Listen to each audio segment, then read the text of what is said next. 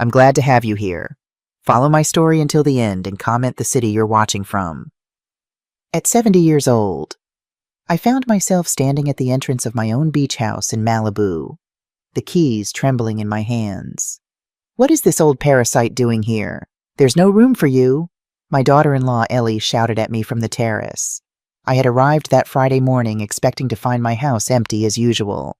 Instead, my home had been invaded, my furniture ruined, my garden destroyed. But before I continue, make sure you're subscribed to the channel and write in the comments where you're watching this video from. I love to know how far our stories reach. That Friday morning, I drove to my beach house in Malibu as I had done hundreds of times over the last 20 years. The route was familiar, the curves of the coastal highway, the smell of salt in the air, the sight of palm trees swaying against the blue sky. This house represented everything I had achieved in my life after being widowed at 50. Every brick, every tile, every plant in the garden had been bought with money I earned working as a seamstress. My name is Tiffany Brooks, and this house was my sanctuary, my reward for decades of hard work. When my husband Michael died unexpectedly from a heart attack, I was left alone to raise our son Sean, who was just 25 at the time. We had no savings, no inheritance, just a small life insurance policy that barely covered the funeral expenses. I remember sitting at my kitchen table the night after the funeral, looking at the bills piling up and wondering how I would survive. That's when I made a promise to myself I would build security for myself through my own hard work. I had always been skilled with a needle and thread, so I started a small seamstress business, taking in alterations and custom clothing orders. For 5 years, I worked from sunrise to sunset, 7 days a week. I saved every penny I could. When Sean got his first real job and moved out, I took the opportunity to downsize from our family home in Chicago to a smaller apartment, adding the difference to my savings. 10 years after Michael's death, I had enough for a down payment on a small plot of land in Malibu, just a vacant lot with weeds and rocks. But with a magnificent ocean view, it took another 5 years to save enough to start building the house, and 5 more to finish it exactly as I wanted. I designed every detail myself, the large windows facing the ocean, the wraparound terrace where I could sit and watch the sunset, the garden with native plants that required little water but provided beautiful colors year-round. This house wasn't just a building to me. It was my achievement, my legacy, my proof that a widow with limited resources could create something beautiful and lasting through dedication and hard work. As I turned into the driveway that Friday morning, I noticed something strange. There were cars I didn't recognize parked in my garage. Loud music echoed from the property, a festive sound that seemed out of place in the quiet refuge I had created. My chest tightened as I parked my car. Something wasn't right. When I got out, the impact of what I saw took my breath away. My beautiful garden, which I tended myself every weekend, was devastated. Empty beer cans dotted the perfectly cut lawn. Children were running across the terrace, kicking a ball against my pots of red geraniums that I had cultivated with such love. The wicker chairs I had bought the previous year were covered with wet towels and dirty clothes. I walked slowly toward the entrance, the keys weighing in my hand as never before. That's when I saw her, Ellie Price, my daughter-in-law, standing in the main doorway as if she owned the place. She was wearing my favorite apron, the one I had embroidered myself a decade ago. Her eyes had that cold look I knew so well. "Ellie, I didn't know you were here," I said, trying to stay calm despite the chaos around me. "This is my house. I come here every holiday weekend for the last 20 years. She laughed, not a normal laugh, but a sound loaded with cruelty that made me feel small and insignificant, as if I were the intruder on my own property. "Oh, please," she scoffed. "Sean told me we could use the house whenever we wanted. Besides, we're doing something productive here. You just come to complain and ruin our family plans." Before I could answer, more people began to appear behind her. Martha Price, her gray-haired mother, who looked at me with disdain. 2 teenage boys I recognized as Ellie's nephews. An older man in a Hawaiian shirt I didn't know. A young woman with a baby in her arms. And another man smoking calmly on my porch. They all looked at me as if I were the problem. "Is this the famous mother-in-law you talk about so much?" Martha asked, sizing me up from head to toe. I thought she'd be more imposing. She seems rather common. The snickers that followed hit me like arrows. There I was at 70 years old, in my simple travel clothes, being ridiculed by strangers on the property I built with my own hard work. "Where is Sean?" I asked, feeling my heart race. My son needs to be here to explain this absurd situation. "Sean is working as always," Ellie replied, crossing her arms. "Unlike you, he has real responsibilities. Look, Tiffany, there's no room for you here. The bedrooms are all occupied. The kitchen is being used to prepare food for the whole family. And frankly, your presence is only going to create unnecessary tension." I stood there paralyzed. She was actually kicking me out of my own house, the house I built brick by brick after my husband's death, the house I worked days and nights as a seamstress to pay for. "Besides," Ellie continued with a venomous smile, "I already spoke with Sean, and we agree that this house needs to be used more. It makes no sense for it to be empty most of the time while you live comfortably in Chicago. We have children who need space to grow." Her words hit me like stones. 20 years building this place after my husband died.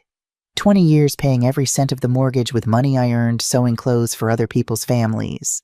20 years tending to every detail, every plant, every corner of this place that had become my personal sanctuary. "This house is mine, Ellie," I managed to say, though my voice sounded weaker than I would have liked. "I have the deeds. I pay all the bills." "Oh, that's enough," she interrupted, raising her voice. "It's always the same thing that it's yours, that you pay. Sean is your son, isn't he?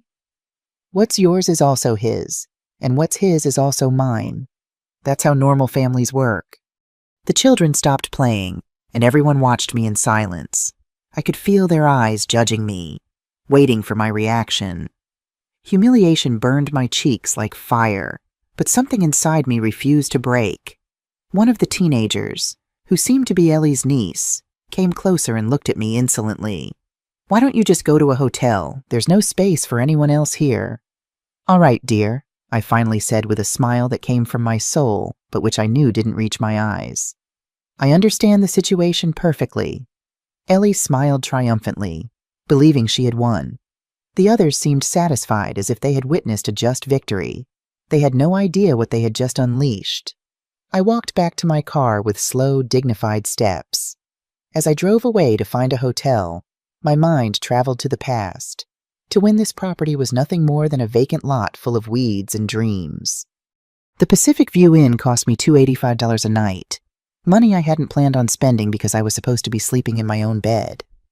But there I was, checking in like any other tourist while my house was occupied by invaders who felt entitled to my property. That night, sitting on the hotel balcony, looking at the lights of my house in the distance, I felt something I hadn't felt in decades, a cold, calculated anger beginning to form inside me.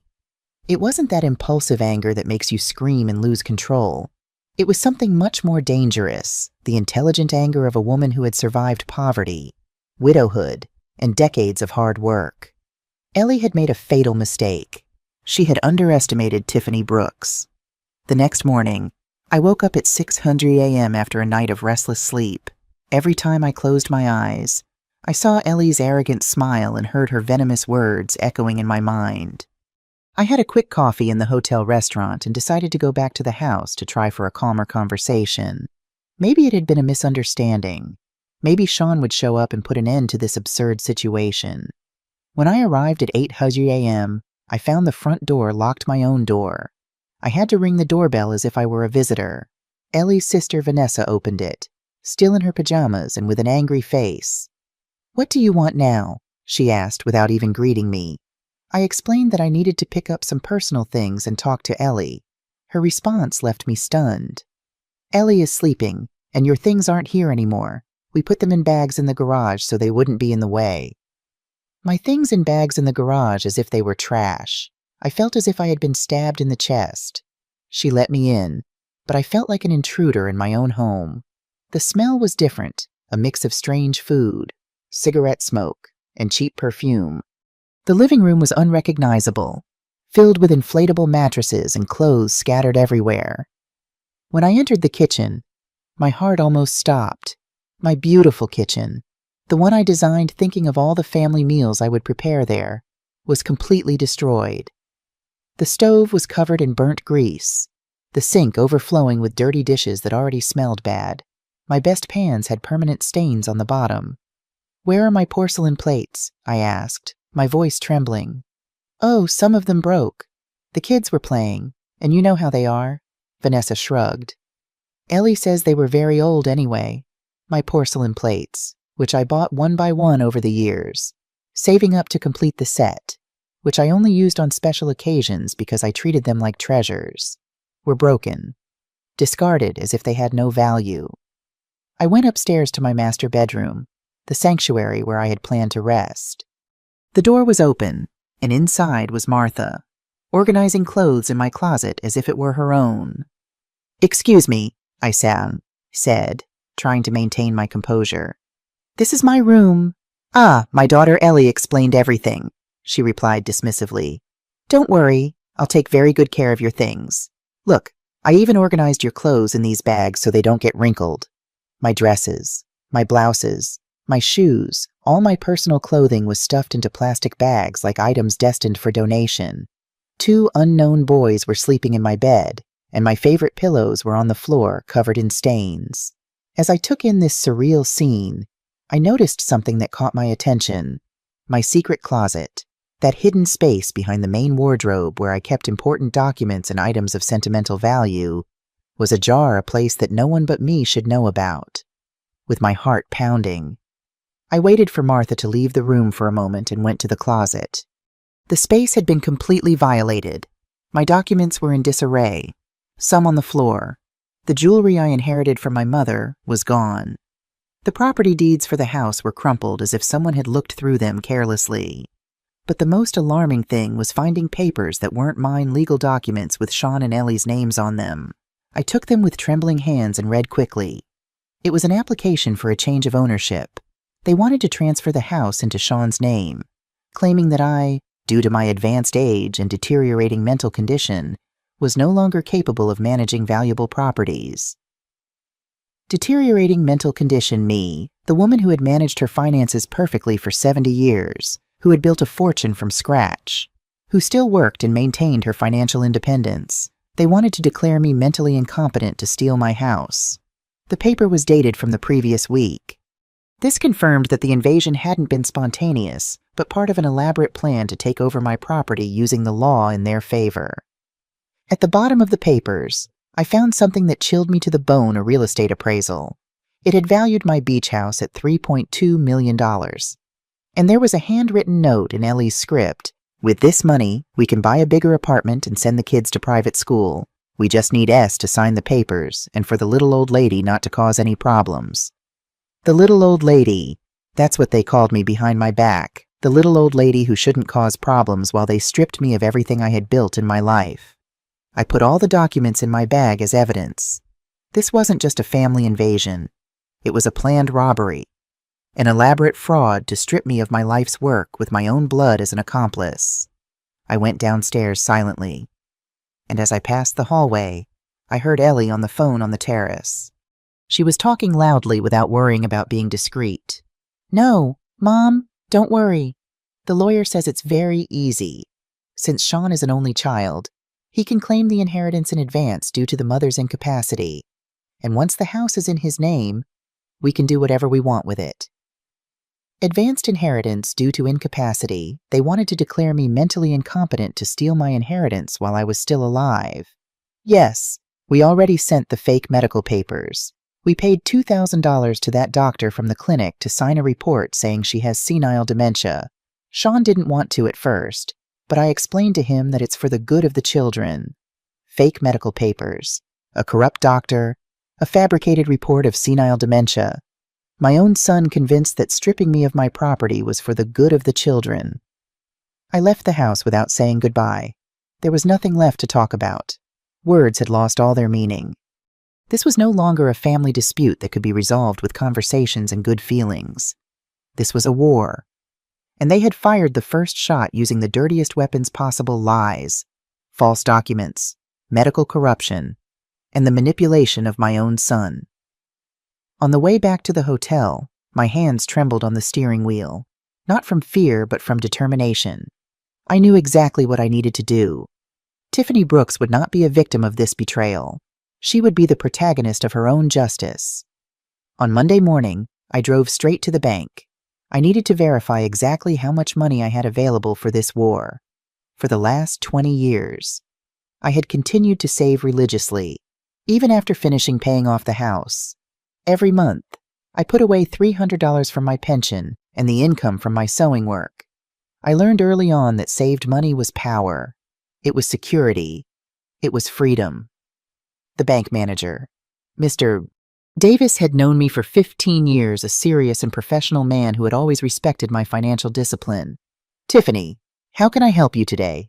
he asked with a warm smile. "I need the exact balance of all my accounts, and I need to talk about a sensitive legal matter." When he showed me the numbers on the screen, I smiled for the first time in days. I had $87,000 in savings, plus $23,000 in certificates of deposit, and $12,000 in my checking account, $122,000 in total. Ellie had been mistaken. She thought I was a poor little old lady who depended only on a miserable pension. She didn't know that Tiffany Brooks had been a tireless worker her whole life, saving every penny to protect herself from exactly this kind of situation. "Mr. Davis, I need you to freeze any attempts by third parties to access my accounts, and I need an official letter from the bank confirming my mental capacity to manage my finances. Of course, Tiffany. Is there a problem? My family is trying to have me declared mentally incompetent to take my assets." His face grew serious. "This is very serious. Do you need a recommendation for a specialized lawyer?" "Yes, please." He gave me the name and phone number of William Patterson, a lawyer specializing in family law and property fraud. "He's the best in these types of cases. Tell him I sent you." I left the bank with a new energy coursing through my veins. It wasn't just the peace of mind of knowing I had the financial resources to defend myself. It was the mental clarity of having a concrete plan of action. I called William Patterson from the parking lot. The secretary gave me an appointment for that same afternoon. "The attorney can see you at 4:30. It's urgent. Isn't it very urgent?" I spent the rest of the morning organizing all the documents I had collected, the fake property transfer papers, photos of the damage to my house, the list of stolen items, and copies of all my legitimate property deeds. I also printed screenshots of Vanessa's social media where she was bragging about her new beach house. At 400 years, I was sitting in William Patterson's elegant office. He was a middle-aged man with graying hair and intelligent eyes that inspired immediate confidence. "Mrs. Brooks, tell me everything from the beginning. Don't omit a single detail." I narrated the entire story, the invasion of my house, Ellie's humiliations, the fraudulent documents, the fake medical report, the stolen jewelry, Sean's betrayal. He made detailed notes, asking precise questions that showed his experience in these types of cases. "Do you have the original property documents?" he asked, looking over his glasses. "Yes, all of them. The house is 100% in my name. I paid every cent for the construction, and I have all the receipts from the last 20 years. The doctor who supposedly signed the dementia report, has he ever examined you?" "Never in my life. I don't even know his name." "Excellent. This is falsification of medical documents, a federal offense." "Do you have any documentation for the stolen jewelry?" "Yes, some of it, especially my late husband's watch, is insured for $3,000. William smiled. "Mrs. Brooks, your case is solid. Very solid. We have property invasion, theft, document forgery, attempted property fraud, and possibly medical corruption. Your family has gotten themselves into big trouble. What can we do?" "Several things. First, tomorrow, we are going to file an eviction lawsuit for illegal invasion. Second, we will report the theft of your jewelry to the police. Third, we will report the falsification of medical documents to the medical board and the district attorney's office. And fourth, we will request a restraining order to prevent them from continuing to use your name fraudulently." "How long will all this take?" "The eviction can be immediate if the judge sees clear evidence of invasion. In cases like this, where the invaders have no legal right to the property, the law acts quickly. How much will it cost? My fee is $5,000 for the entire process. Can you pay it? I can pay it today if you like. His smile widened. I like working with clients who take their legal defense seriously. Mrs. Brooks, your family thought you were a helpless little old lady, but they were mistaken. You are a prepared woman. I've been preparing to defend myself from the world for 70 years. Counselor, I'm not going to stop now. Excellent attitude. One important question: are you willing to go all the way with this? Because when we start this process, your relationship with your son will likely be irreparable. I was silent for a moment, thinking of Sean, of the boy he had been, of the man he could have been, of the coward he had become. Counselor, my son betrayed me for money, declared me mentally incompetent for money, and publicly humiliated me for money. If our relationship can be broken so easily over money, then it was never a real relationship to begin with. William nodded with respect. Understood. We will proceed with everything. There's something else, I said. I want them to understand that they completely underestimated their opponent. I want them to learn that the consequences of betraying family are real and permanent. What do you have in mind? I want this process to be public. I want all their friends, neighbors, and acquaintances to know exactly what they did. I want the social cost of their betrayal to be as high as the legal cost. That can be arranged. Court records are public, and we can make sure the local media hears about such a scandalous case.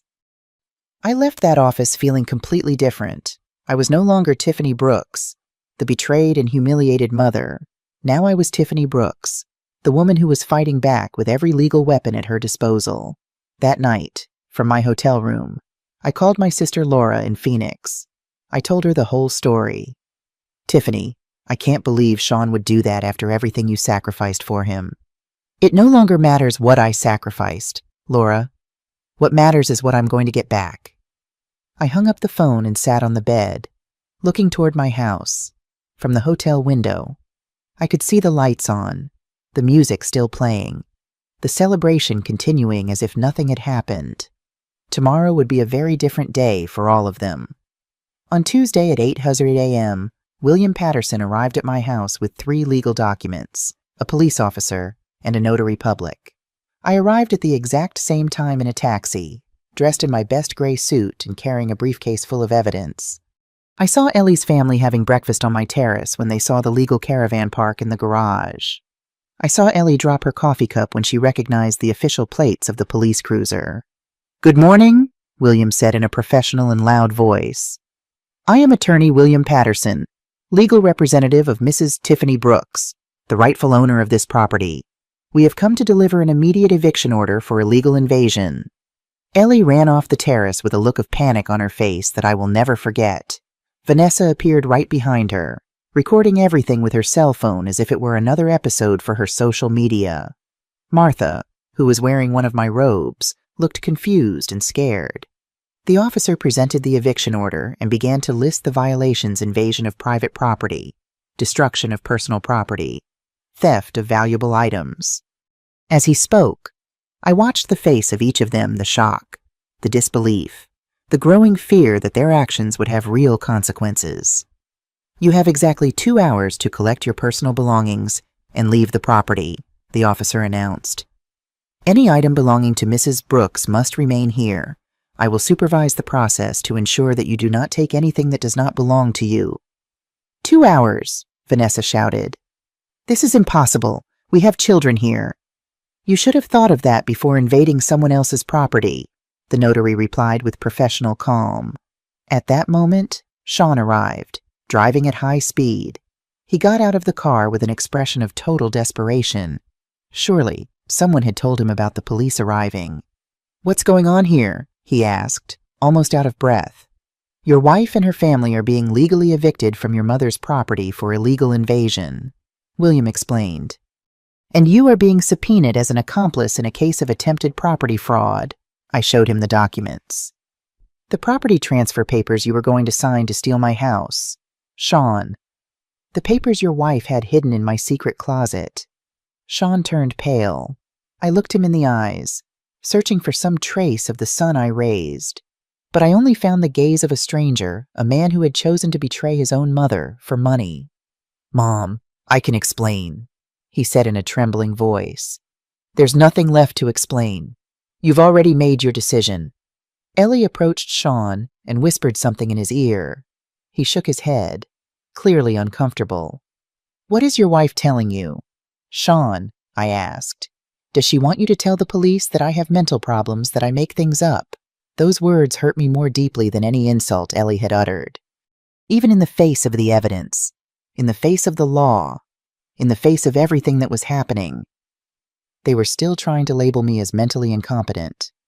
Mr. Sean Nelson, William intervened. Here is your official subpoena. You have 3 days to appear in family court to answer to the accusations of complicity in attempted property fraud against a senior citizen. Complicity? But I'm her son, Sean protested. She can't sue her own son. Mr. Nelson, the officer said, the law makes no exceptions for kinship when it comes to fraud and theft. A crime is a crime, no matter who commits it. The next 2 hours were a spectacle of chaos and humiliation for Ellie's family. From the terrace of my recovered home, I watched as the invasion they had planned so carefully completely unraveled. Martha was the first to break. After half an hour of crying and shouting, she sat on the stairs and refused to help with the packing. This is your fault, Ellie, she screamed at her daughter. You told me everything was taken care of. You told me the little old lady had agreed to everything. Mom, shut up and help me pack, Ellie responded, desperately stuffing clothes into plastic bags. The children ran through the house crying and screaming, not understanding why they had to leave the paradise where they had been playing. A boy of about 8, whom I recognized as my grandson Jake, came up to me with red, confused eyes. Grandma, why are you kicking us out? We didn't do anything wrong. My heart broke a little. The children were innocent in all this pawns in their parents' scheme. I'm not kicking you out because you did something wrong, I explained in a soft voice. I'm asking you to leave because this is my house, and your family came here without asking my permission. But Mom said it was our house now. Your mom was mistaken. Ellie heard our conversation and came over, furious. Don't talk to my children. You have no right to confuse them even more. I'm not confusing them. You confused them by bringing them to a house that wasn't yours. This house is ours. Sean is your son. Children inherit from their parents. Children inherit when their parents die, not when their parents are still alive and well.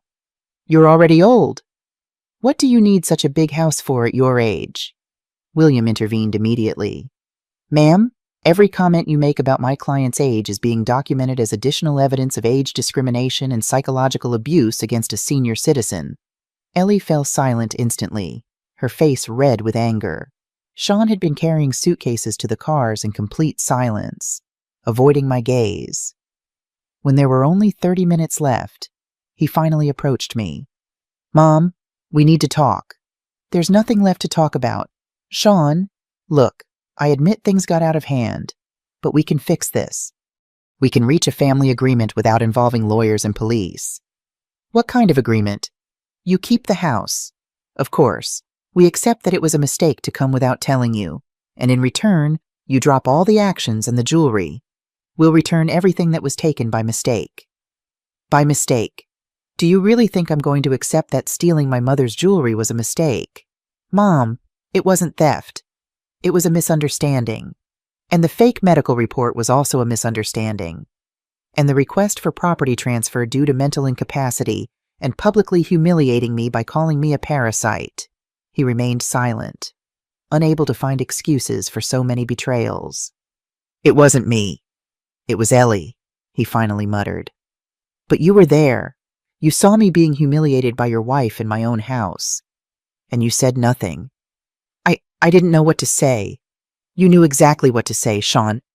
You knew you had to defend your mother, but you chose to remain silent so as not to upset your wife. He became desperate, trying to find an escape that no longer existed.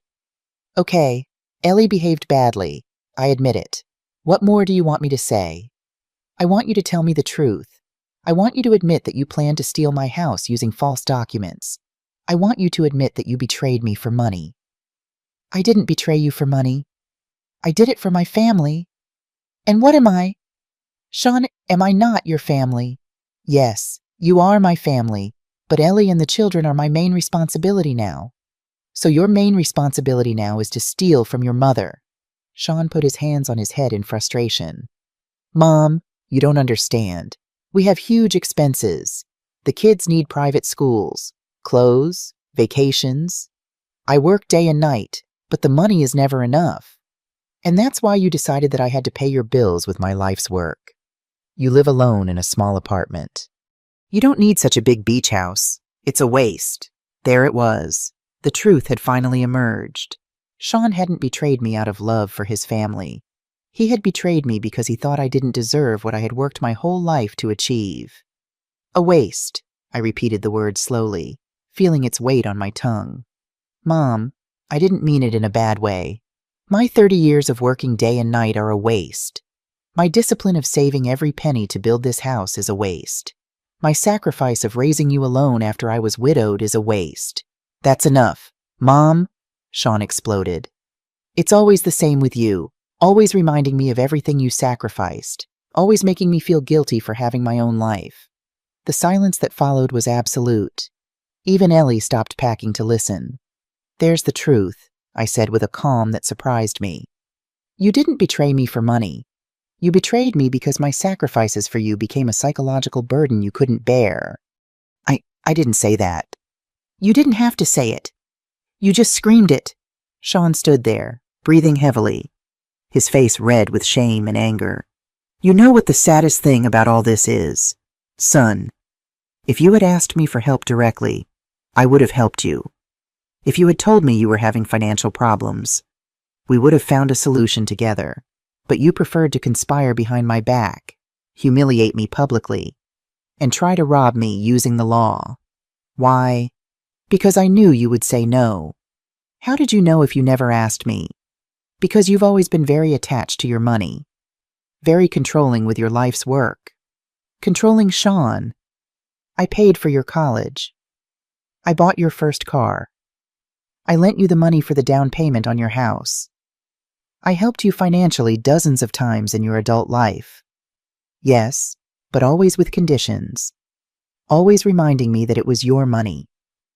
That it was your sacrifice. I finally understood everything.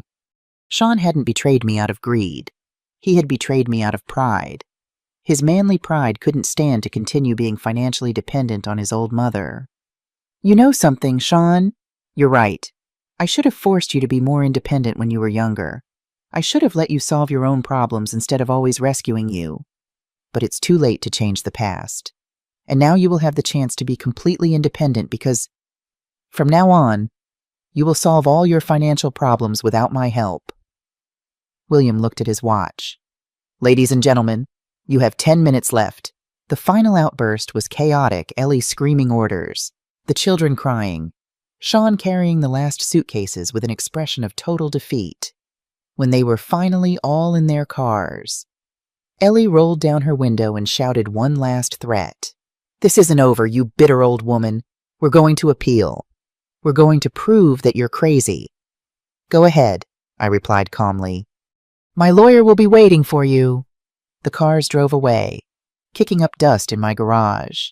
Sean was the last to leave. He looked at me in the rearview mirror, but I had already turned my back on him. William approached.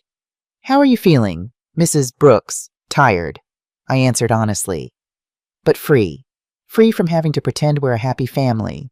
Free from having to excuse betrayal with motherly love. Free from pretending this can be fixed with forgiveness and forgetting. The officer said goodbye.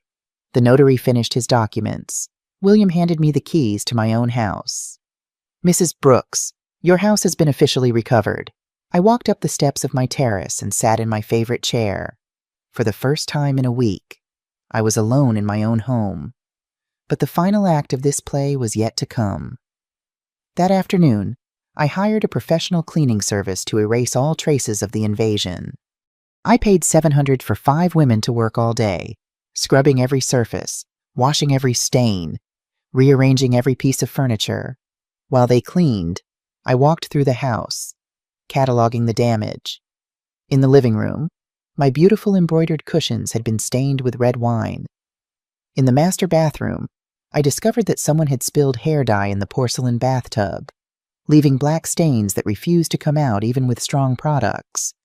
In the kitchen, 2 of my French skillets were burned beyond repair, and in my garden, half of my plants had been trampled to death. But the worst of all were the personal items that disappeared forever. In addition to the jewelry, I noticed that my family photo album was gone, the one with Sean's childhood photos, my photos with my late husband, memories of decades of a life built with love and dedication. The wall clock my father gave me when I got married was also gone, an object of no great financial value, but of immense sentimental value. As I sat on the edge of my bed that night, I found myself thinking about Sean as a child. He had always been a sensitive boy, easily influenced by others. When Michael died, Sean was devastated. At 25, he still depended emotionally and financially on his father. I had to be both mother and father to him during that difficult time. Perhaps that's where I made my mistake in my desire to protect him, to make sure he didn't suffer financially as I had. I might have made him too dependent. I paid for his education, his first car, helped with the down payment on his house when he and Ellie got married. I was always there to solve his problems. But instead of gratitude, it seemed that my help had fostered resentment. The constant reminder that I was the one supporting him had wounded his pride as a man. And when Ellie came into his life ambitious, materialistic Ellie, she had found that weak point and exploited it masterfully. I remembered the day Sean introduced her to me, 5 years ago. She was beautiful, no doubt blonde hair perfectly styled, designer clothes, an expensive watch. But there was something cold in her eyes, something calculating in the way she looked at my house, my possessions, as if mentally appraising their value.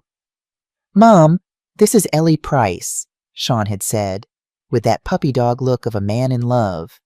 "It's a pleasure to meet you. Mrs. Brooks," she had said with a practiced smile. "Sean has told me so much about you." From the beginning, our relationship was cordial but distant. I tried to welcome her into the family, invited them for dinners, bought her thoughtful gifts, but nothing seemed to please her.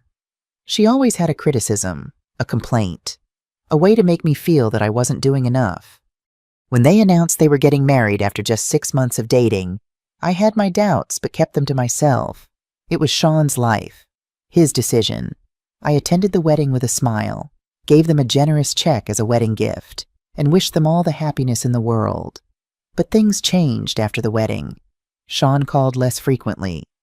When they did visit, Ellie dominated the conversation, always talking about what they needed: a bigger apartment, a new car, private schools for the children they planned to have. And Sean just nodded, agreeing to everything she said.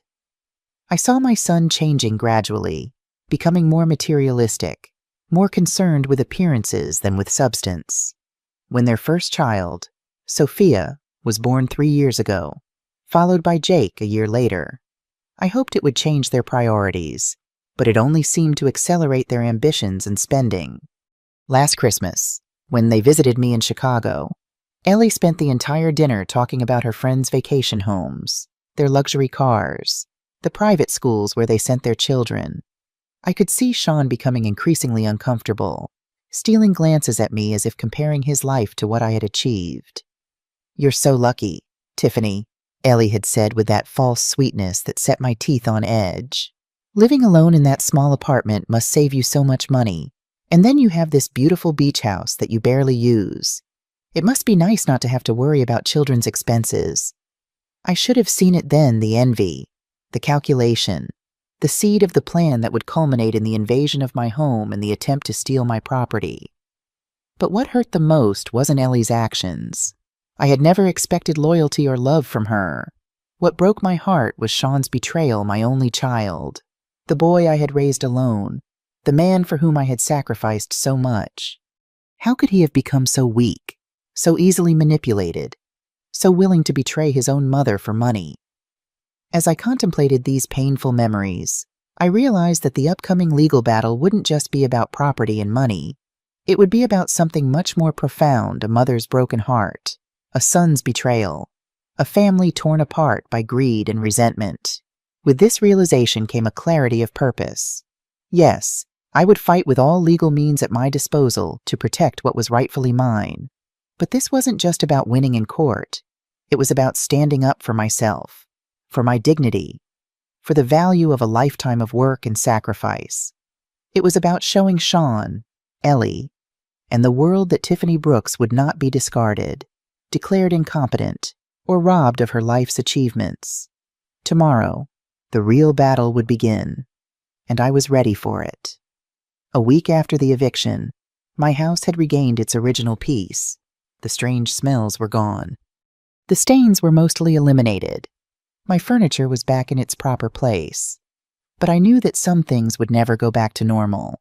Betrayal leaves invisible scars that time cannot completely erase. That Monday morning, William Patterson called with updates on our legal actions. "Mrs. Brooks, I have good news. The judge has officially accepted our case against Sean and Ellie. The first hearing is scheduled for next Monday at 9:00 a.m. "That's excellent. William, what should I expect? They'll try to fight back. Of course, I've received notification that they've hired James Westbrook as their attorney. He's good aggressive, experienced, but also known for some questionable tactics." "Questionable in what way?" "He likes to attack the credibility of the opposing party, especially in cases involving senior citizens. He might try to create doubts about your mental competence, despite the lack of evidence." I sighed. The attack on my mental capacity wasn't just a legal strategy. It was a personal insult that struck at the core of my identity. All my life, I had prided myself on my independence, my clear thinking, my ability to manage my affairs without help from anyone. "Let them try," I said with determination. "I've managed my finances perfectly for decades. I built a business, paid off a mortgage, and maintained a property on my own. No judge will believe I suddenly became incompetent." "That's the spirit," William replied. "But we should prepare thoroughly. Can you come to my office tomorrow? We'll go through your financial records, property documents, and medical history to create a solid defense against any attempt to question your capacity."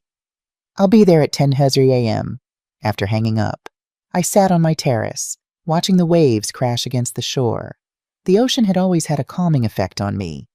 In its vastness and eternal rhythm, my personal problems seemed smaller, more manageable. But today, not even the ocean could fully calm the storm inside me. I took out my phone and looked at the photos I'd taken of the fraudulent documents. The words "deteriorating mental condition" stared back at me, mocking everything I had built and achieved. I remembered the humiliation of being called an old parasite in my own home, of having my belongings tossed into garbage bags, of discovering that my own son had participated in a scheme to steal my property. That night, I couldn't sleep. The betrayal was too fresh, the wound too deep.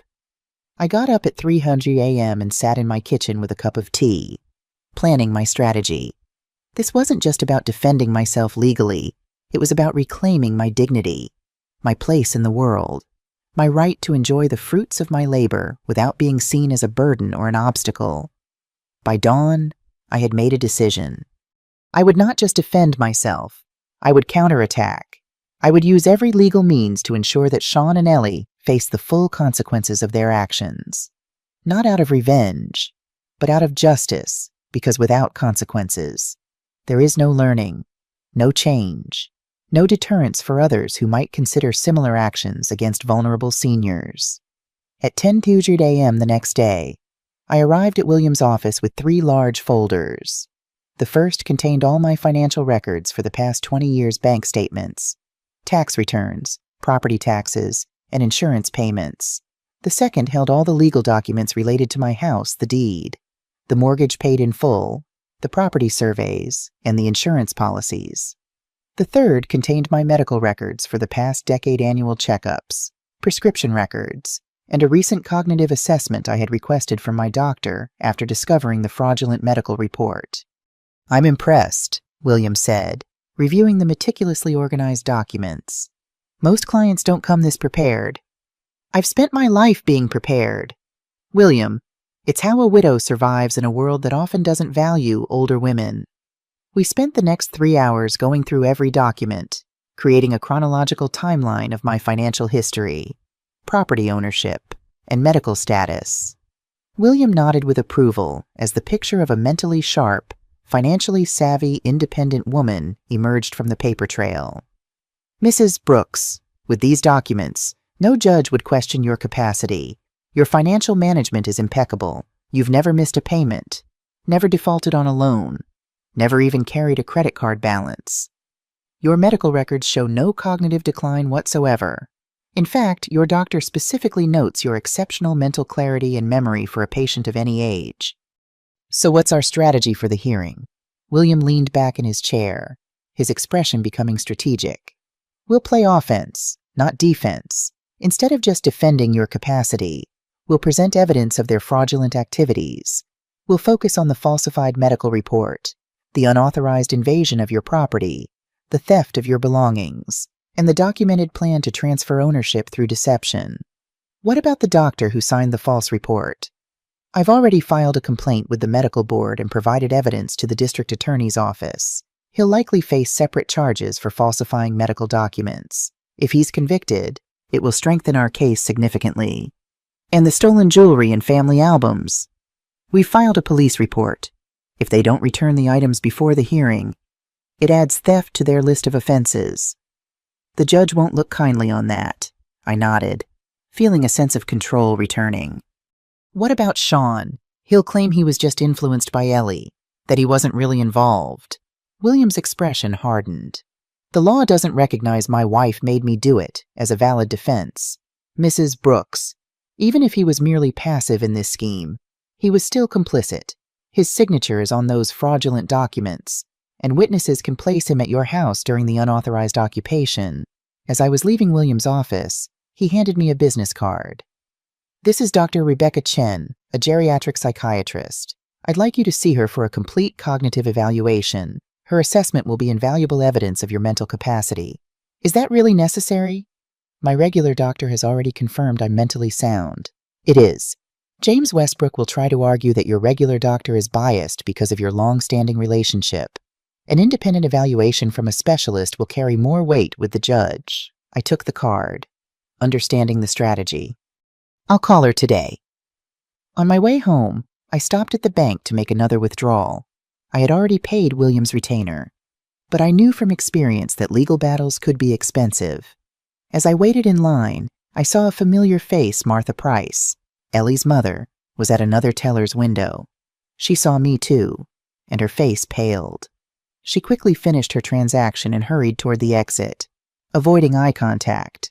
But as she passed, I heard her mutter under her breath, "You'll regret this, old woman." I smiled to myself. The fact that they were already resorting to threats showed that they were worried. They had underestimated me once. They wouldn't make that mistake again. That afternoon, I called Dr. Chen and scheduled an evaluation for the following day. I then spent the evening preparing for the assessment, reviewing important dates and events in my life, practicing simple math calculations, and ensuring I could recall the names of current and past presidents, as these were common questions in cognitive evaluations. The next morning, Dr. Chen's office was quiet and professional. The evaluation lasted over 2 hours and included memory tests, problem-solving tasks, attention exercises, language assessments, and visual spatial evaluations. Dr. Chen was thorough but kind, explaining each test before administering it. When we finished, she smiled. "Mrs. Brooks, I don't usually discuss results immediately, but I can tell you that your performance was excellent across all cognitive domains. There is absolutely no evidence of any cognitive impairment." "Thank you, Doctor. How soon will your report be ready? We have a court hearing next Monday." "I'll have it ready by Friday. I'll send copies to both you and Mr. Patterson." As I was leaving the medical building, my phone rang. It was an unfamiliar number. "Mrs. Brooks, this is James Westbrook, representing your son Sean and his wife Ellie." The voice was smooth, practiced, with a hint of condescension that immediately set my teeth on edge. "Mr. Westbrook, I believe any communication should go through my attorney, William Patterson." "Normally, yes, but I thought you might want to discuss the possibility of a settlement before things get too adversarial. Family matters are always best resolved privately. Don't you think I disagree, Mr. Westbrook. When family members try to steal my property through fraud and deception, I prefer the protection of the legal system. He chuckled, a sound devoid of genuine amusement. Mrs. Brooks, litigation can be expensive, emotionally draining, and unpredictable. Sean and Ellie are prepared to return all your belongings and formally recognize your ownership of the Malibu property. In return, they simply ask that you drop the criminal complaints, so they can avoid the consequences of their actions. So the family can heal. Mrs. Brooks, do you really want to see your only son facing criminal charges? Think of your grandchildren. My grip on the phone tightened.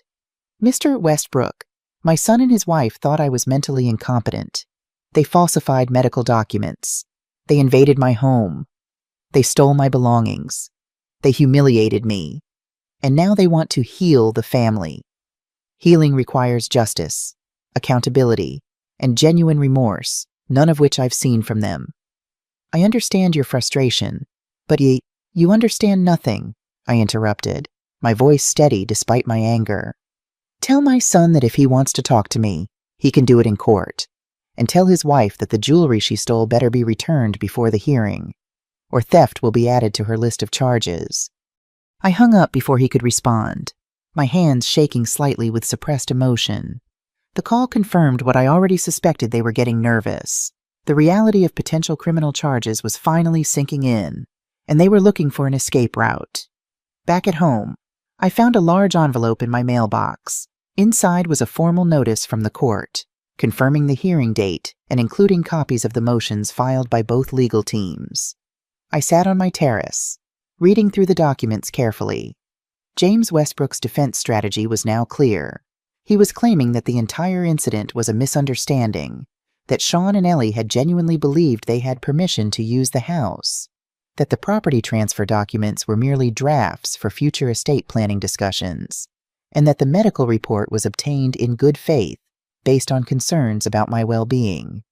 It was a clever but desperate attempt to reframe their actions in a more benign light. The problem was, I had evidence solid, documented evidence that contradicted every aspect of their defense.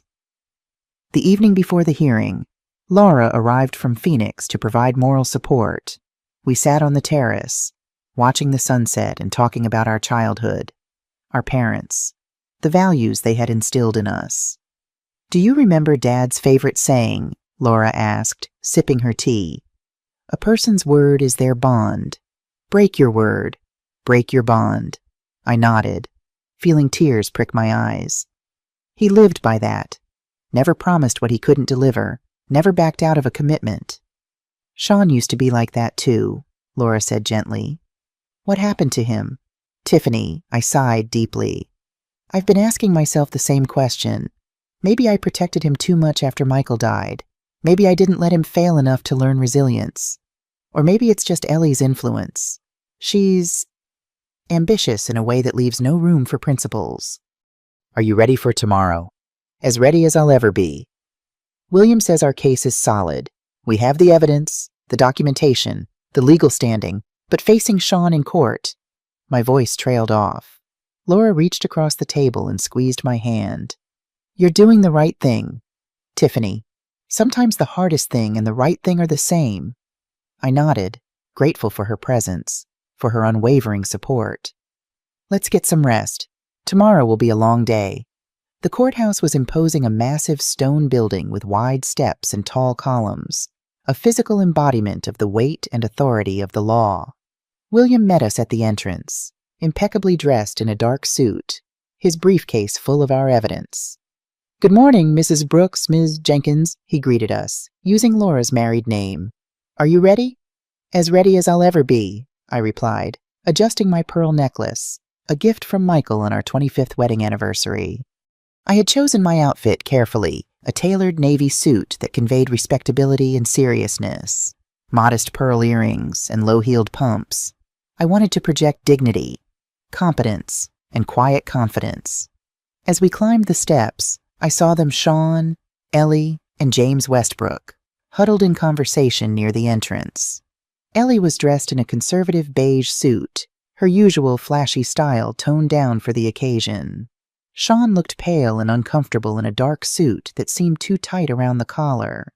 When they saw us approaching, Sean's expression flickered between shame and defiance. Ellie's face hardened into a mask of hostility. Westbrook, the consummate professional, merely nodded in acknowledgement before ushering his clients inside.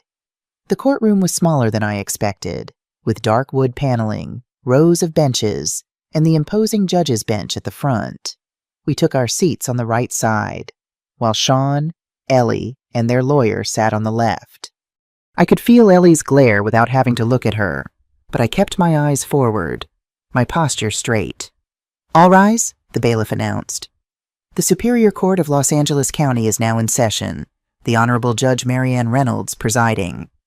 Judge Reynolds was a woman in her 60s, with silver hair cut in a practical bob, piercing blue eyes, and an air of no-nonsense efficiency. She reviewed the case files for a few moments before addressing the court. "This is case number 2025 CV 4872 Brooks v. Nelson and Price, concerning allegations of property invasion, attempted fraud, falsification of documents, and elder abuse. Am I correct in understanding that no settlement has been reached?" "That's correct, Your Honor," William responded, standing. "The plaintiff, Mrs. Tiffany Brooks, wishes to proceed with the case." "Very well," Judge Reynolds said. "Mr. Patterson, as the plaintiff's counsel, you may present your opening statement." William approached the podium, his demeanor calm and professional. "Your Honor, this case is about more than property rights or family disputes. It's about the systematic attempt to strip a competent, independent senior citizen of her legally owned property through deception, fraud, and abuse." He outlined our case methodically, presenting the timeline of events from the unauthorized occupation of my house to the discovery of the fraudulent property transfer documents and the falsified medical report. "The evidence will show that the defendants, Sean Nelson and Ellie Price, engaged in a calculated scheme to declare Mrs. Brooks mentally incompetent in order to transfer ownership of her $3.2 million Malibu beach house to themselves. They did this not out of concern for Mrs. Brooks' well-being, but out of greed and entitlement. They invaded her property without permission, damaged her belongings, stole valuable items, and when confronted, they attempted to gaslight Mrs. Brooks by suggesting she was mentally confused. When William finished, James Westbrook rose for the defense's opening statement. His approach was emotionally manipulative from the start. "Your Honor, at its heart, this is a sad case of family misunderstandings and poor communication, not the criminal conspiracy that Mr. Patterson has portrayed. Sean Nelson is a loving son who has always had his mother's best interests at heart. He and his wife, Ellie Price, genuinely believed they had Mrs. Brooks' implicit permission to use the beach house, a property that sat empty most of the year." Westbrook painted a picture of a concerned son worried about his aging mother, exploring options for future care and estate management rather than attempting fraud. He characterized the medical report as an unfortunate misunderstanding resulting from genuine concerns about Mrs. Brooks' increasing isolation and occasional memory lapses. It took every ounce of self-control not to react visibly to these blatant lies. William had warned me that showing anger or indignation could play into Westbrook's narrative about my emotional instability, so I maintained a composed expression throughout. After the opening statements, William called me as the first witness. As I took the stand and was sworn in, I looked directly at the judge, avoiding Sean's gaze. William led me through my testimony carefully, establishing my background, my financial history, the construction of the beach house, and then the events of the invasion and discovery of the fraudulent documents. I spoke clearly and calmly, presenting the facts without emotional embellishment. "Mrs. Brooks," William asked, "did you ever give your son Sean or his wife Ellie permission to occupy your beach house without your presence?" "No, never. They knew that I used that house regularly, especially on holiday weekends." "Did you ever express any intention to transfer ownership of the house to your son?" "No. While I have a will that leaves certain assets to Sean, I never discussed transferring the house during my lifetime." "Were you aware of any concerns about your mental capacity before discovering the fraudulent medical report?" "Absolutely not. I have regular checkups with my doctor, who has never indicated any cognitive issues. I still work part-time as a seamstress, manage my own finances, and live independently. William then presented the evidence photographs of the damage to my house, copies of the fraudulent property transfer documents, the falsified medical report, bank statements showing my impeccable financial management, and Dr. Chen's comprehensive cognitive evaluation confirming my full mental capacity. When it was Westbrook's turn for cross-examination, he approached with a sympathetic smile that didn't reach his eyes. "Mrs. Brooks, would you say you have a close relationship with your son? We had what I considered a close relationship until these events, and you've helped him financially throughout his adult life, correct? When he needed help, yes, I paid for his college education, helped with the down payment on his house, and provided other financial assistance over the years. So you've been controlling the purse strings, so to speak." William immediately objected. "Objection, Your Honor. Counsel is characterizing the witness's testimony." "Sustained," Judge Reynolds said firmly. "Mr. Westbrook, please stick to factual questions." Westbrook adjusted his approach. "Mrs. Brooks, isn't it true that you've expressed concern about your son's financial decisions in the past?" "I've expressed concern when I felt it was warranted." "Yes. And you've made your financial assistance conditional, haven't you? Based on whether you approved of his choices?" "I've never attached strings to help with necessities. I have declined to fund luxury purchases when Sean was already in debt." "So you have withheld financial support when you disapproved of his spending choices?" I looked directly at Westbrook. "I've exercised my right to decide how to use my own money." "Mr. Westbrook, that's not controlling. That's responsible financial management." A flicker of frustration crossed his face before he continued. "Mrs. Brooks, have you ever forgotten appointments, misplaced items, or had trouble remembering names?" "Like any human being, I occasionally forget things, but these are normal memory lapses that everyone experiences, not signs of cognitive decline." "And yet you didn't find it alarming that someone had created a medical report suggesting cognitive decline. Weren't you worried about your health?"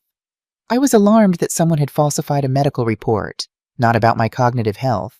I know my own mind, Mr. Westbrook, and so does my doctor, and now Dr. Chen as well."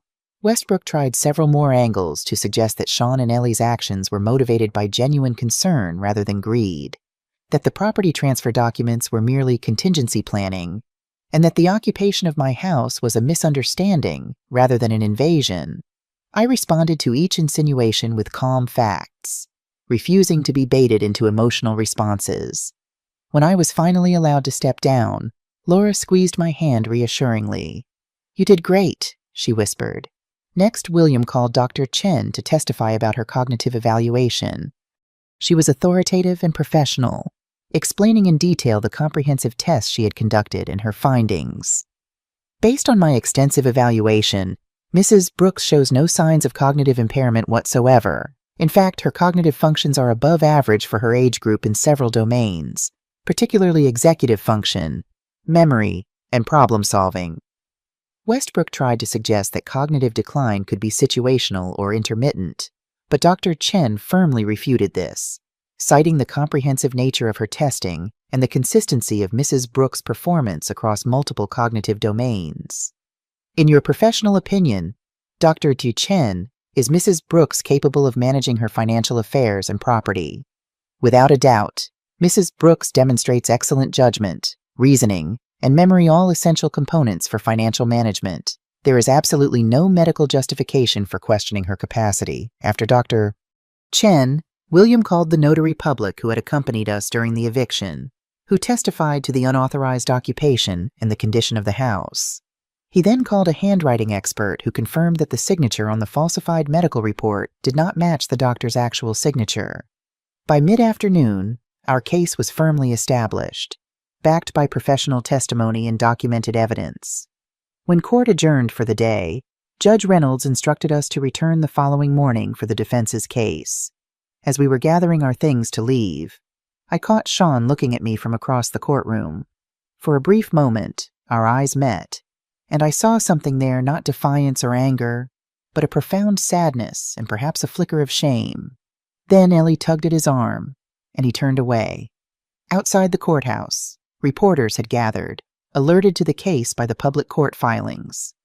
William had warned me this might happen and advised me to offer a brief, dignified statement if approached.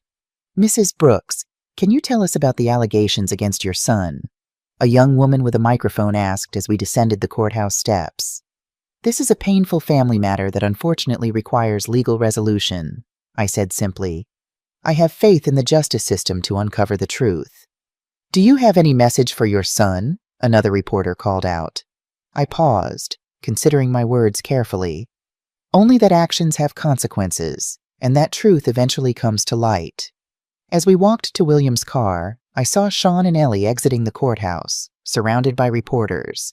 Ellie was pulling Sean along, her face set in a scowl, while Westbrook handled the press with practiced ease, offering no-comment platitudes. That evening, Laura and I had a quiet dinner at my house. Neither of us felt like discussing the case further, so we talked about her children, her garden in Phoenix, the book club she had recently joined Normal, everyday topics that momentarily took my mind off the pain of sitting in a courtroom, testifying against my own son. As we were clearing the dishes, my phone rang. It was William. "Mrs. Brooks, I've received some information you should know about. The doctor who supposedly signed the medical report has agreed to testify. He's admitting that he falsified the document in exchange for payment from Ellie Price.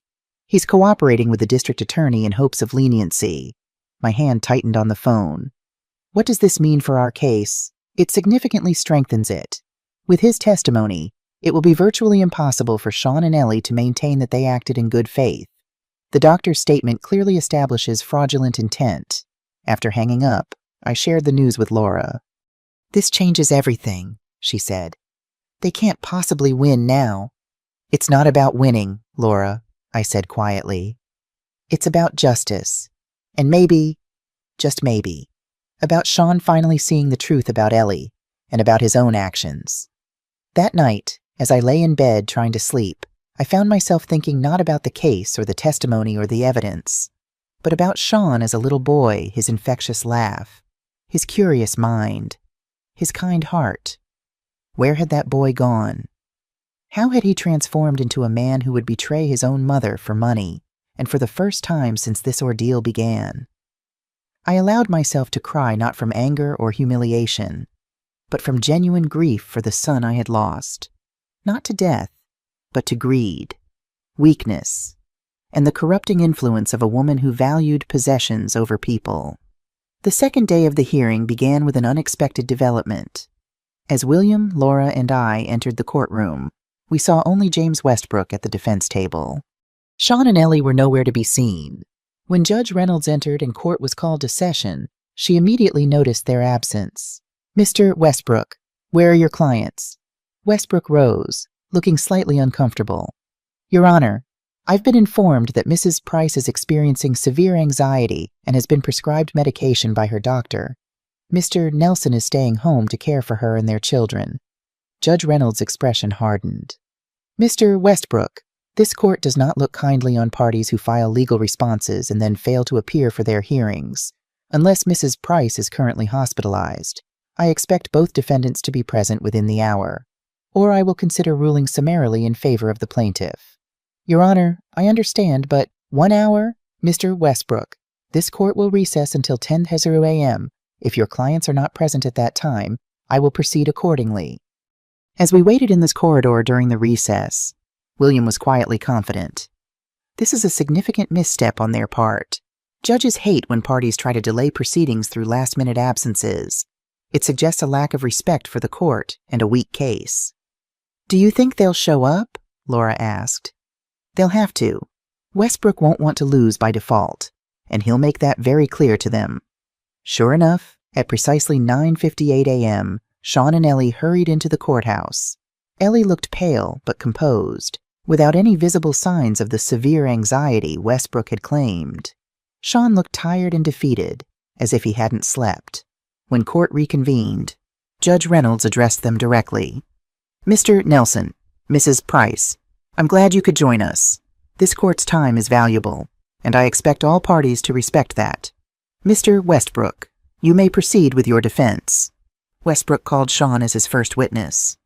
As Sean took the stand, he avoided looking in my direction, keeping his eyes either on Westbrook or on the floor. Mr. Nelson, can you describe your relationship with your mother? Sean cleared his throat nervously. She raised me alone after my father died. She worked hard to provide for me, paid for my education, helped me get started in life. And in recent years, how would you characterize your relationship? It's been strained at times. Mom has always been very independent, very strong-willed. Sometimes she can be controlling with her money, with her opinions. Did you ever discuss the possibility of your mother transferring her beach house to you? Sean shifted uncomfortably. Not directly, no. But she had mentioned several times that someday the house would be mine, that she was keeping it in the family. And what led to your decision to stay at the beach house that weekend? Ellie and I, we've been having financial difficulties. Private school tuition for the kids, mortgage payments, car loans. We couldn't afford a vacation, and the beach house was just sitting empty most of the time. We thought Mom wouldn't mind if we used it. Did you intend to take ownership of the house without your mother's consent? Sean hesitated, visibly conflicted. No, not exactly. The documents, they were just a contingency plan. Ellie was worried about what would happen to the house if Mom's health declined. We wanted to make sure it stayed in the family. And the medical report, did you believe your mother was experiencing cognitive decline? Again, Sean hesitated. Mom has been more forgetful lately. She sometimes misplaces things, repeats stories. Nothing serious. But Ellie was concerned. She suggested we should have Mom evaluated, just to be safe. Did you authorize or pay for a fraudulent medical report? No, Ellie handled that part. She said she found a doctor who could assess Mom based on the behaviors we'd observed. I didn't know the doctor hadn't actually examined her. I watched as Sean tried to walk the impossible line between admitting wrongdoing and shifting blame to Ellie. It was painful to witness. This dance of half-truths and omissions from a son I had raised to be honest and straightforward. When it was William's turn to cross-examine, he approached with confident precision. Mr. Nelson, you testified that you thought your mother wouldn't mind if you used her house. Did you call her to ask permission? No, I didn't. Did you text her email, her leave a note? No. In fact, you made no attempt whatsoever to obtain your mother's consent before occupying her property. Did you? Not directly, no. Mr. Nelson, you testified that your mother has been more forgetful lately. Can you provide specific examples of serious memory lapses that would justify a diagnosis of dementia? Sean squirmed in his seat. Well, she sometimes forgets small details of conversations we've had. She's misplaced her keys a few times. Once she forgot my son's baseball game. Mr. Nelson, are you aware that these examples describe normal memory variations that virtually everyone experiences, regardless of age? I guess so, yes. Are you aware that a diagnosis of dementia requires significant cognitive impairment that interferes with daily functioning, not merely forgetting keys or a baseball game? I'm not a doctor. Indeed, yet you were willing to accept a medical diagnosis from a doctor who never examined your mother, based solely on these trivial examples. Isn't that correct? Sean looked down. I trusted Ellie's judgment. Mr. Nelson, when your mother arrived at her own house and found you and your wife's family occupying it without permission, did you come to her defense when your wife called her an old parasite? Sean's face flushed with shame.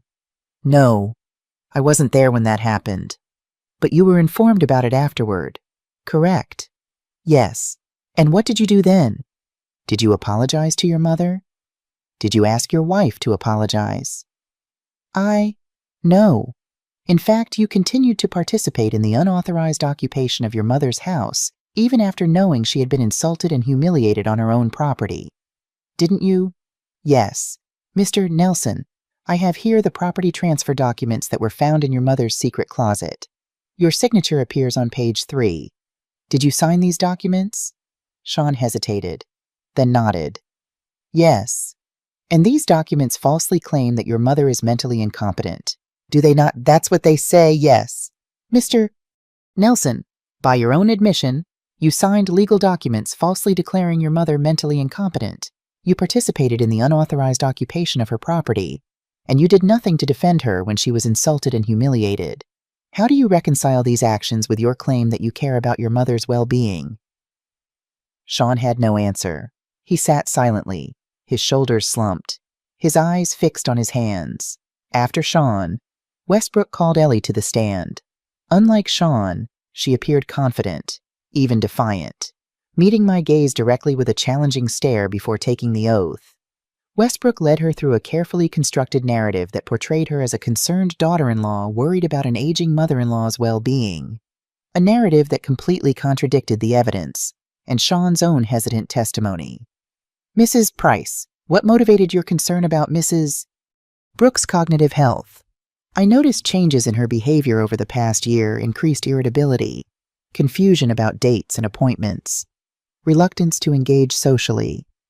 These are warning signs of cognitive decline that I've read about. And the beach house visit, what was the purpose of that?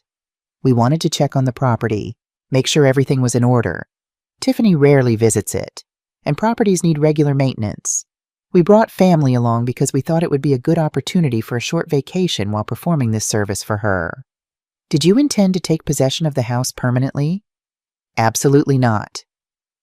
We were just using it temporarily, with the understanding that it would eventually be Sean's inheritance anyway.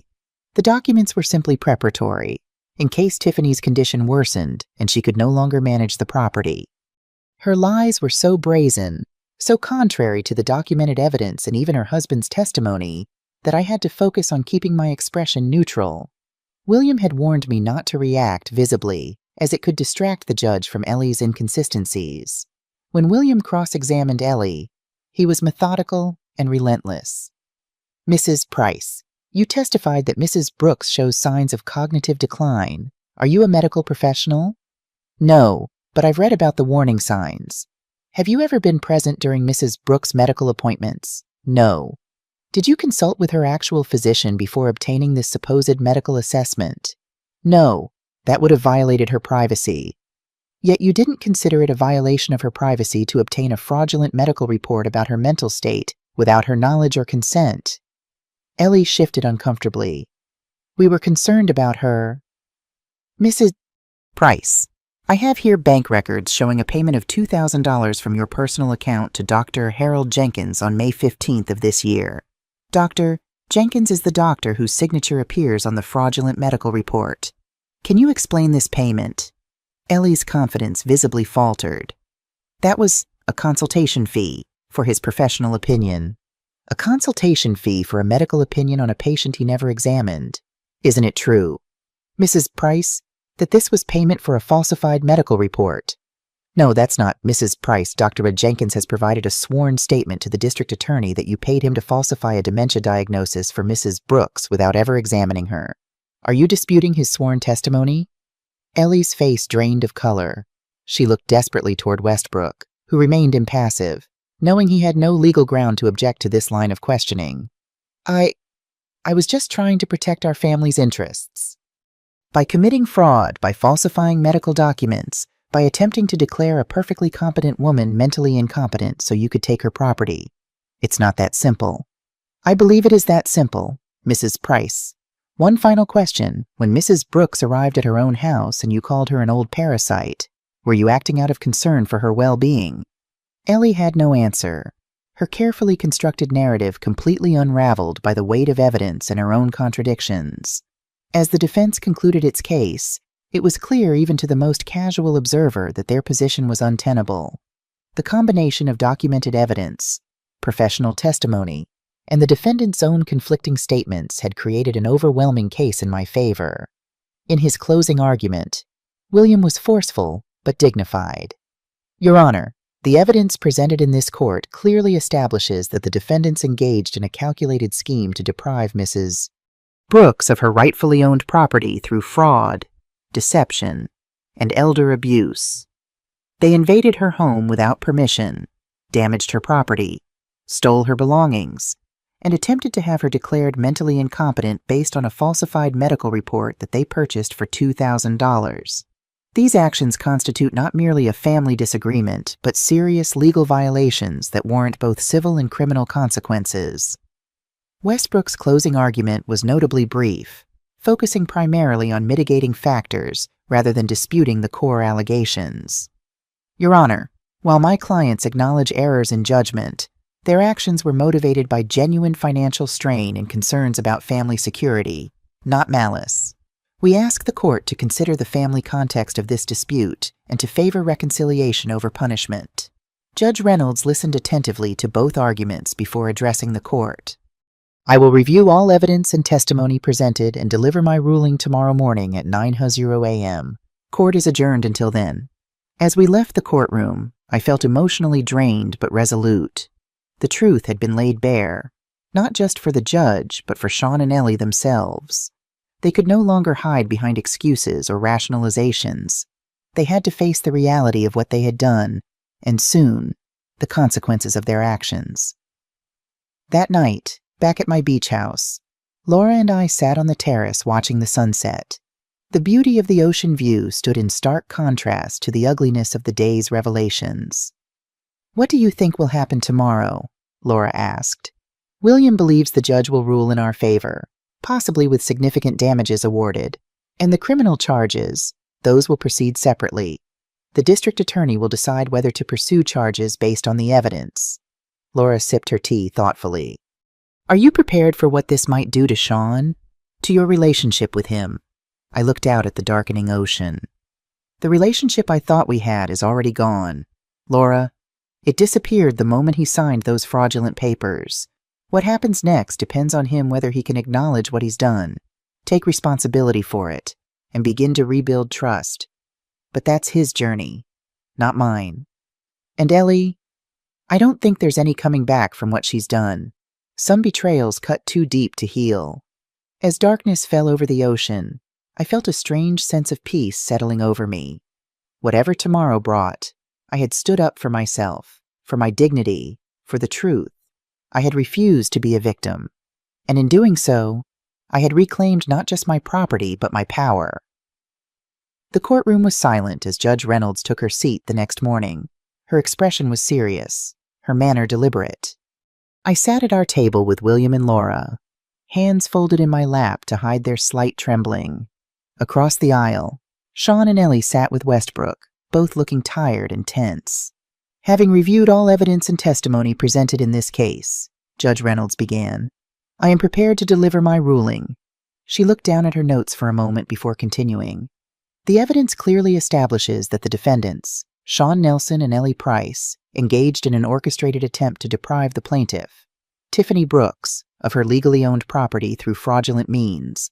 They occupied her home without permission, caused damage to her property, and attempted to have her declared mentally incompetent based on a falsified medical report they purchased for the explicit purpose of transferring her property into their names." Judge Reynolds's gaze moved between Sean and Ellie, her expression stern. "These actions constitute not merely a family disagreement, but serious violations of both civil and criminal law. The court finds in favor of the plaintiff on all counts." I felt Laura's hand squeeze mine under the table, but I kept my expression neutral, focusing on the judge's words. "The defendants are hereby ordered to pay damages in the amount of $50,000 for property damage, emotional distress, and legal fees.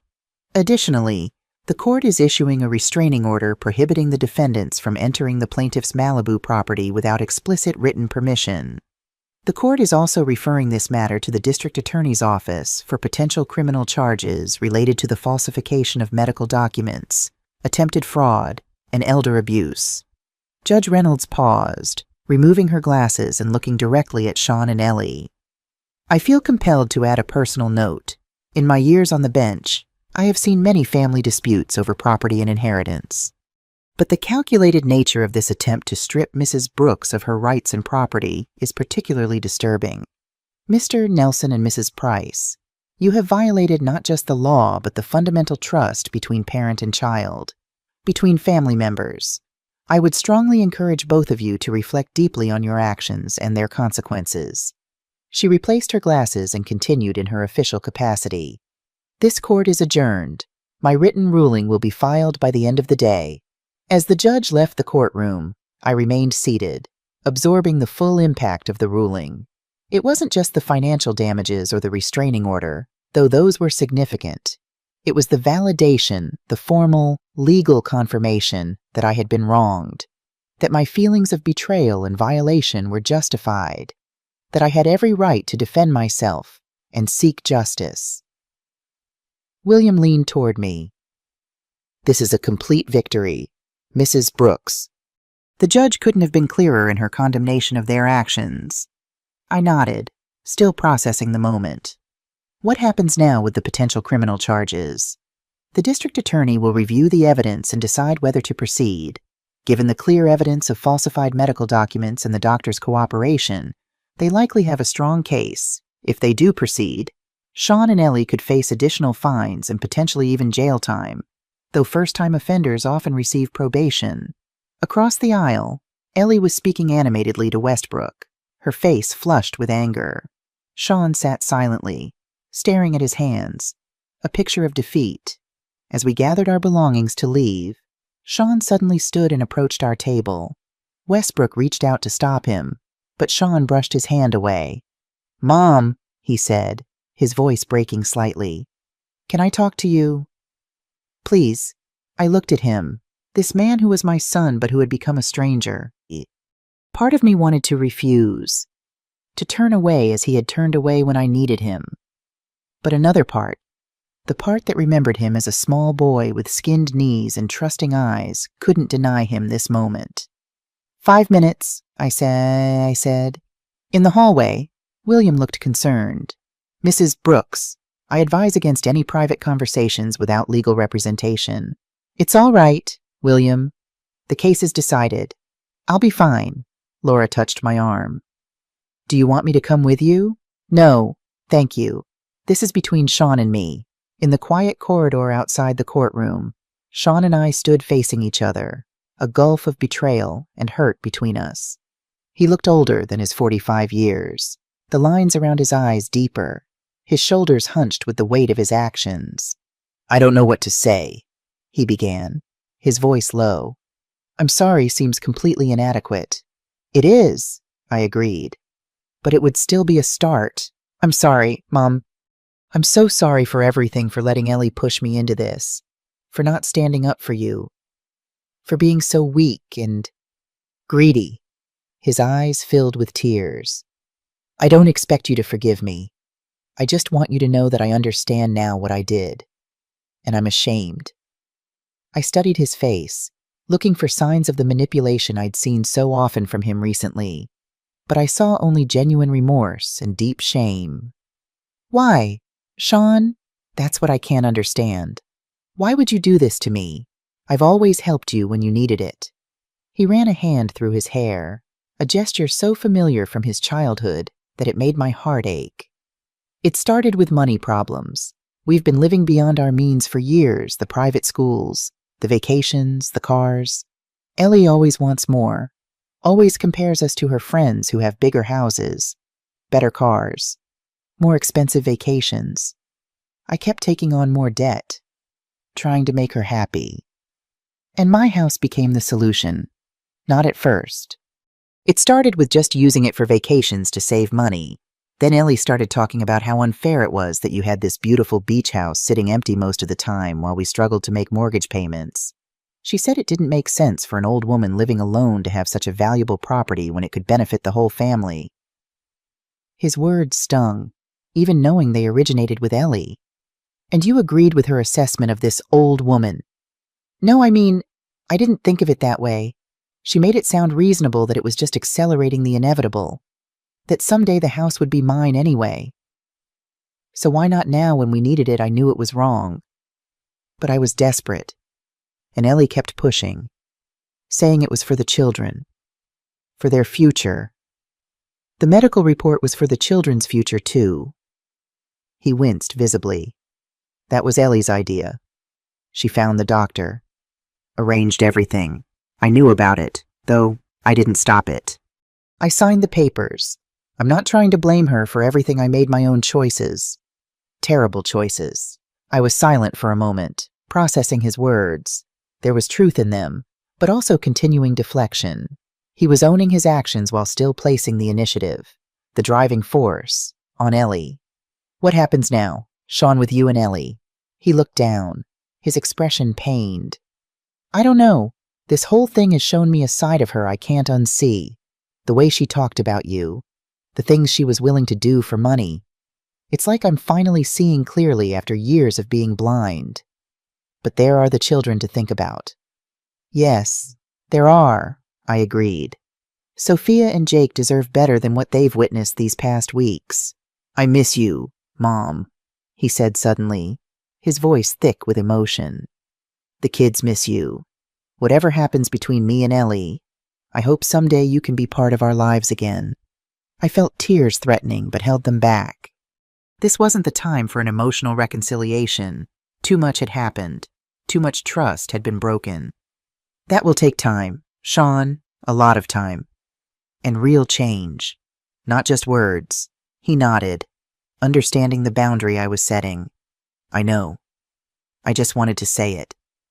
As we stood there in the courthouse corridor, I realized that this was not an ending, but a beginning, the beginning of a long, difficult process of accountability, change, and, perhaps someday, healing.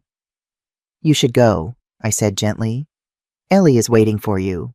He glanced back toward the courtroom door, his expression conflicted. Yeah, take care of yourself. Mom, I always have. Sean, I always will. I watched him walk away, his steps heavy, his shoulders bowed. Despite everything, a part of my heart ached for him, for the good person I believed still existed somewhere beneath the layers of weakness, greed, and poor choices. Laura was waiting for me near the courthouse exit. Are you okay? She asked, her eyes full of concern. I will be, I said. Let's go home. In the weeks following the court ruling, I threw myself into restoring my home and my peace of mind. I replaced the damaged furniture, replanted the trampled garden, and installed a new security system. The physical repairs were straightforward. The emotional ones would take much longer. One afternoon, as I was tending to my newly planted geraniums, William called with an update. Mrs. Brooks, I have news from the district attorney's office. They've decided to proceed with criminal charges against both Sean and Ellie for falsification of medical documents and attempted fraud. The doctor has agreed to testify in exchange for leniency, and the evidence is overwhelming. I sat down on the garden bench, feeling the weight of this development. What kind of penalties might they face? For first-time offenders, likely probation, community service, and additional fines. Jail time is possible, but less common in cases like this where no physical harm occurred. Ellie, as the primary instigator who directly paid for the falsified documents, may face stricter penalties than Sean. I see, I said quietly. When will this proceed? They've been formally charged. Arraignment is scheduled for next week. After that, there will likely be negotiations for a plea deal, given the strength of the evidence against them. After hanging up, I sat in my garden for a long time, watching the waves break against the shore. I had wanted justice, had fought for it, and now it was unfolding with an inexorable momentum of its own. The system I had invoked was working as intended, holding Sean and Ellie accountable for their actions. Yet I found no joy in it, only a somber satisfaction that truth had prevailed. That evening, Laura called from Phoenix. How are you holding up, Tiffany? I'm doing all right. The house is coming back to life. The new security system is installed. I'm moving forward. And emotionally, I sighed. That's more complicated. William called today. Criminal charges are proceeding against Sean and Ellie. How do you feel about that?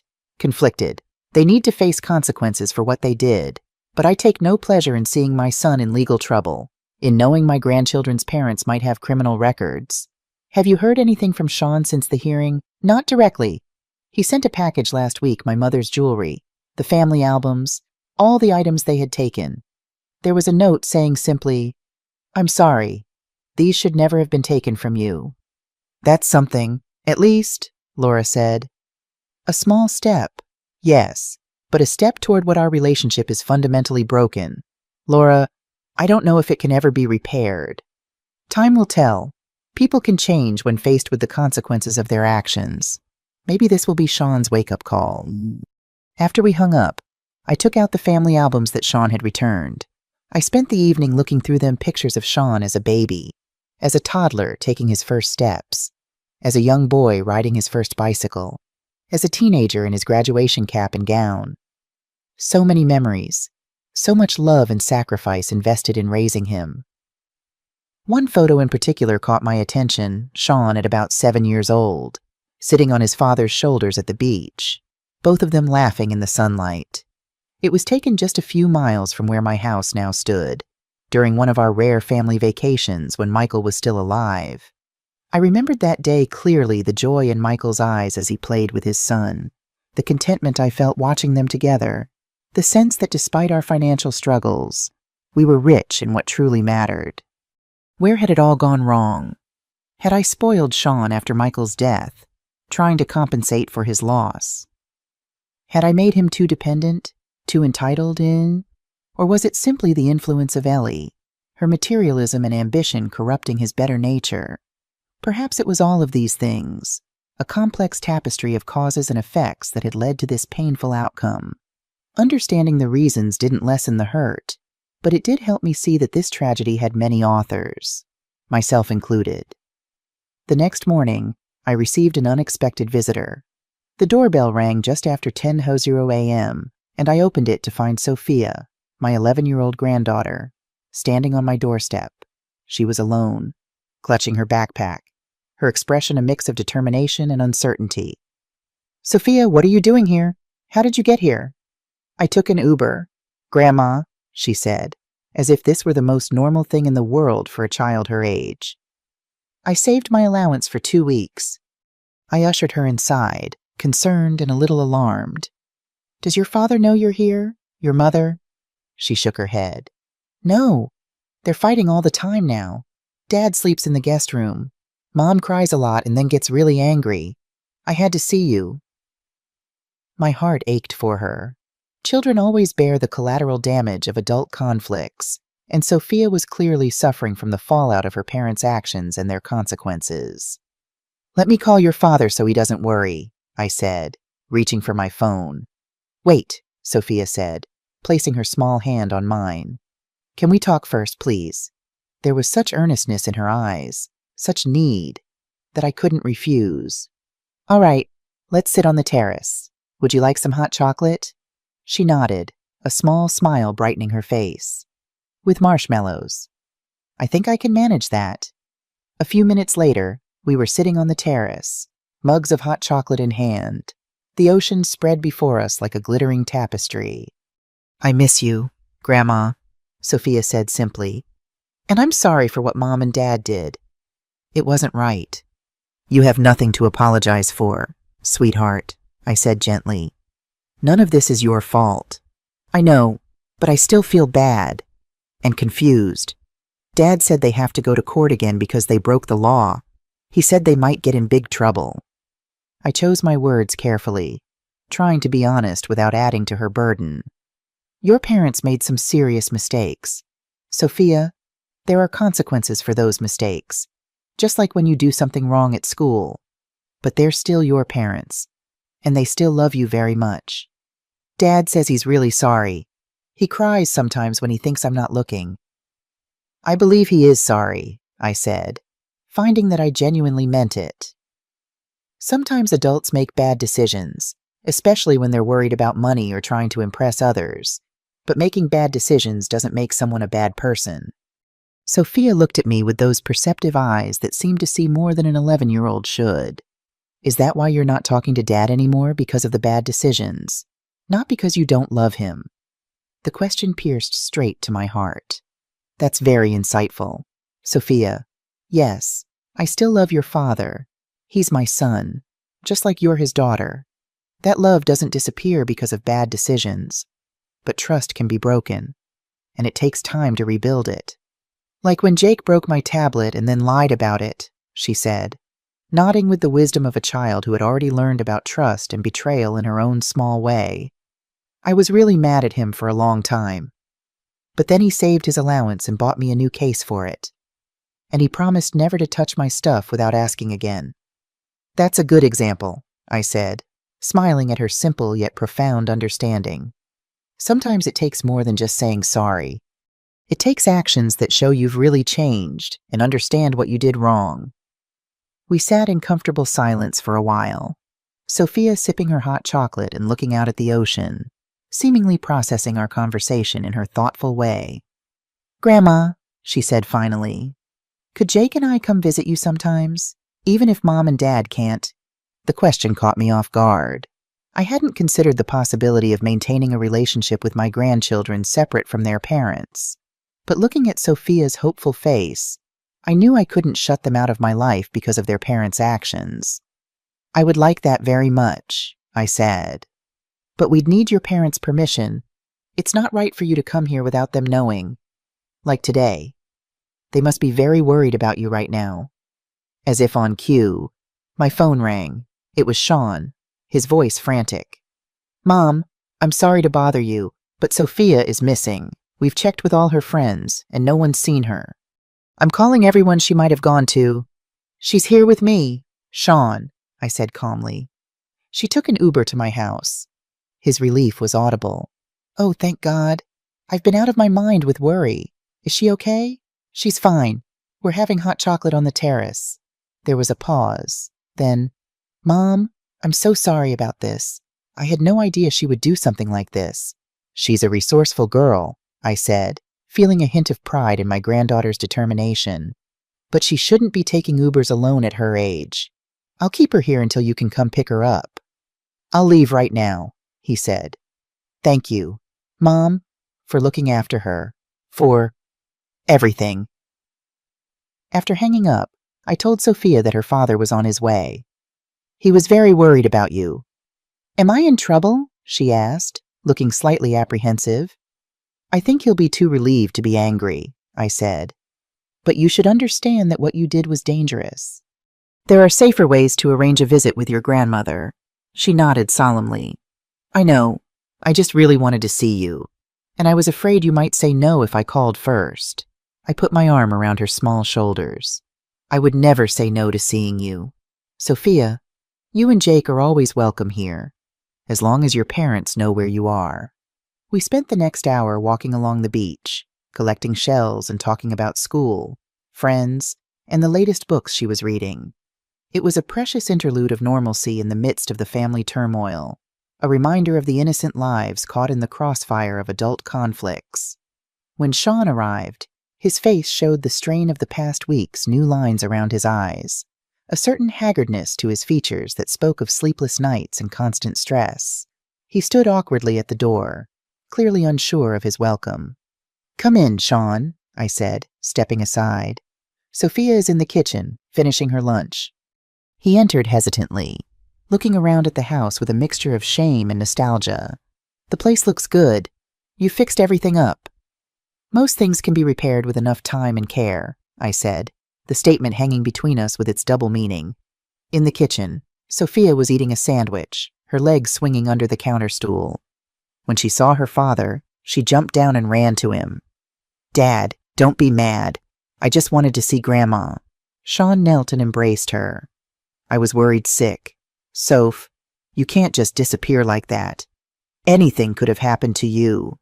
"I'm sorry," she said, her voice muffled against his shoulder. "But I'm okay. Grandma took care of me." Sean looked up at me over Sophia's head, his eyes filled with gratitude. "Thank you. She's my granddaughter," I said simply. After Sophia had gathered her things and used the bathroom before the drive home, Sean and I had a moment alone. "How are things?" "Sean," I asked, not out of politeness, but genuine concern. He sighed heavily. "Difficult. Ellie and we're not in a good place. The legal bills have been enormous, and now with the criminal charges..." He trailed off, running a hand through his hair. "I've moved into the guest room. We're trying to keep it together for the kids. But I don't know if we can..." I nodded, unsurprised. "And the criminal case? Our lawyer thinks we should take a plea deal. Probation, community service, fines. Ellie's fighting it. She wants to go to trial, but the evidence is overwhelming. I just want it to be over." He hesitated, then added, "I've started seeing a therapist, trying to understand how I ended up here, how I could have betrayed you like this." This surprised me. Sean had always dismissed therapy as pointless talk, even when I'd suggested it after his father's death. That's a positive step. It's helping. Slowly. I have a lot to work through. An awkward silence fell between us, filled with all the things left unsaid, all the hurt and betrayal that couldn't be erased with a single conversation. "Mom," Sean said finally, "I know I have no right to ask anything of you, but Sophia and Jake, they miss you. They don't understand why they can't see their grandmother anymore. Would it be possible?" "They're always welcome here, Sean," I said. "They shouldn't suffer for adult mistakes. We can arrange visits supervised at first, until trust is rebuilt." Relief flooded his face. "Thank you. That means a lot." He hesitated, then added, "And maybe, someday, you and I could—" "One step at a time, Sean," I said gently but firmly. "Some journeys can't be rushed." He nodded, accepting this boundary. "Fair enough." As they were leaving, Sophia hugged me tightly. "I'll come back soon, Grandma. Properly next time. With permission." "I'll look forward to it," I said, kissing the top of her head. Watching them drive away, I felt a complex mix of emotions: sadness for what had been lost, cautious hope for what might still be salvaged, and a deep love for my granddaughter who had been brave enough to bridge the divide between us. A month later, I found myself back in the courthouse for the criminal case arraignment. I hadn't planned to attend, but William advised that my presence might influence the proceedings. "The judge will take into account the victim's perspective," he explained. "If you're there, it shows that you take these offenses seriously, but it also suggests you're engaged with the process rather than seeking maximum punishment out of vindictiveness."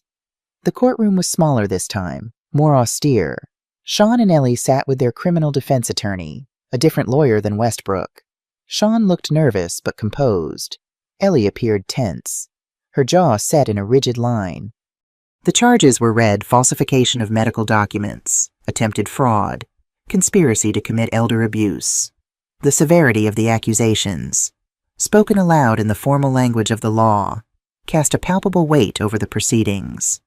When asked how they pleaded, both Sean and Ellie said not guilty, though Sean's voice wavered slightly. This was a formality. William had explained to me most defendants initially plead not guilty while plea negotiations continue behind the scenes. After the arraignment, in the courthouse corridor, Sean approached me alone. Ellie watched from a distance, her expression unreadable. "Mom," he said quietly, "I want you to know I'm going to change my plea to guilty. My lawyer is working on a plea agreement now. I'm not going to keep pretending what we did wasn't wrong." I was surprised by this direct acknowledgement. "What about Ellie?" He glanced back at his wife. "She wants to fight it. Says we can claim we were genuinely concerned about your health, that we were misled by the doctor. But I'm done with the lies. I can't look my children in the eye and keep denying what we did." This was the first sign of real moral courage I'd seen from Sean in a long time. "I think that's a wise decision, Sean, not just legally, but for your peace of mind and your relationship with the children." He nodded. "The plea deal will probably include probation, community service, and a fine, and a permanent criminal record." He said the last part with a grimace, the full implications clearly weighing on him. "It's a high price," I acknowledged. "But sometimes that's what it takes to learn the hardest lessons." "Yeah," he said softly. "Listen, Mom, I've been thinking a lot about what happened, about why I went along with it all. It wasn't just Ellie's influence or financial pressure. It was resentment, I guess.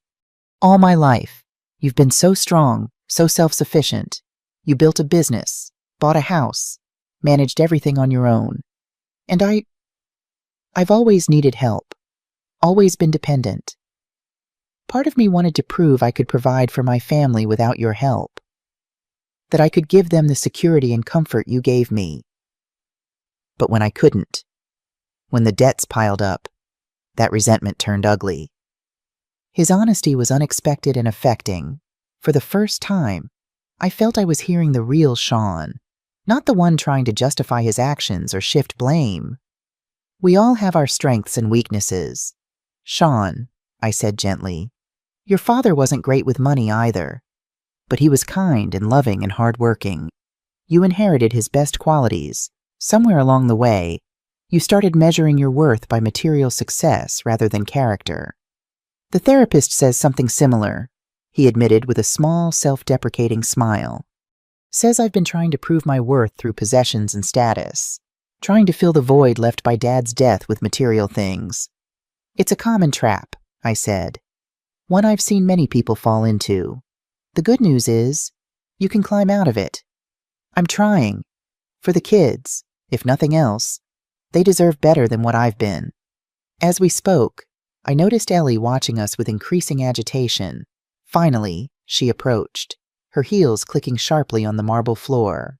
Sean, we need to go, she said, not acknowledging my presence. Our lawyer wants to discuss strategy. Sean looked at her, then back at me, caught between his past and his potential future. I'll be there in a minute. Ellie? Now, Sean, she insisted, her voice sharp. Unless you want to keep undermining our defense with all this guilty conscience nonsense. I saw something shift in Sean's expression, a hardening, a resolve I hadn't witnessed before. You can go ahead. I'm having a conversation with my mother. Ellie's face flushed with anger. Fine. Throw away our future. See if I care. She turned and stalked away, her posture rigid with fury.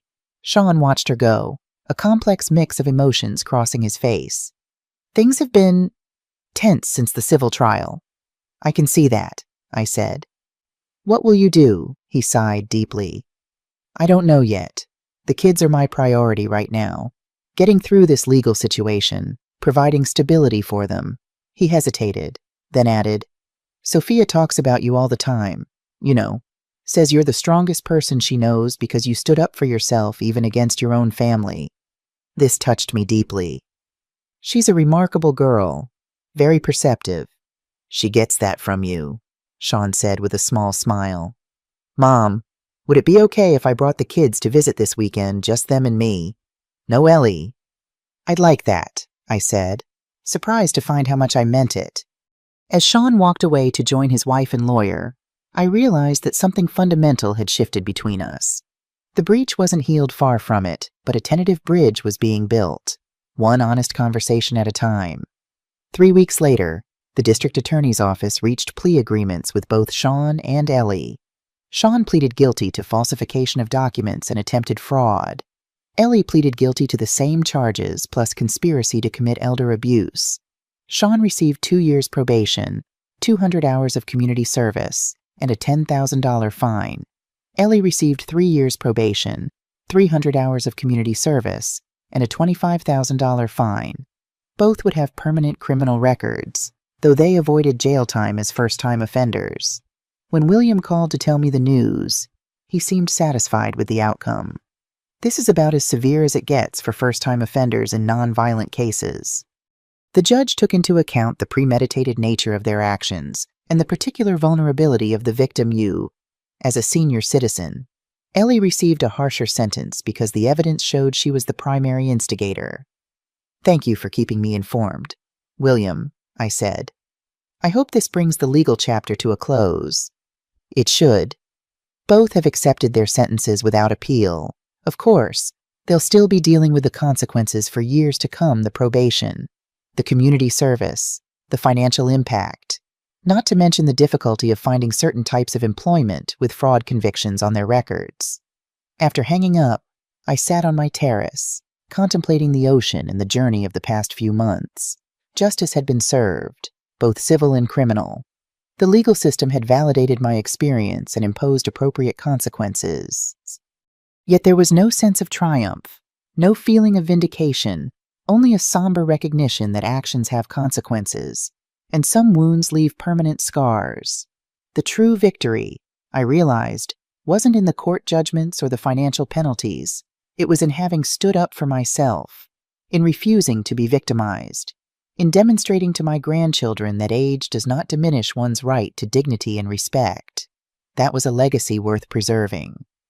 Over the next 6 months, a new pattern emerged in our fractured family. Sean brought Sophia and Jake to visit me every other weekend. These visits were initially awkward. with Sean clearly uncomfortable in the house that had been at the center of so much conflict. But the children's natural enthusiasm and resilience gradually eased the tension, creating pockets of genuine warmth and connection. Ellie never accompanied them. I heard through Sean that she was deeply bitter about the criminal conviction, blaming everyone but herself for the outcome. She had started working longer hours at her real estate job, seemingly throwing herself into her career as an escape from her personal problems.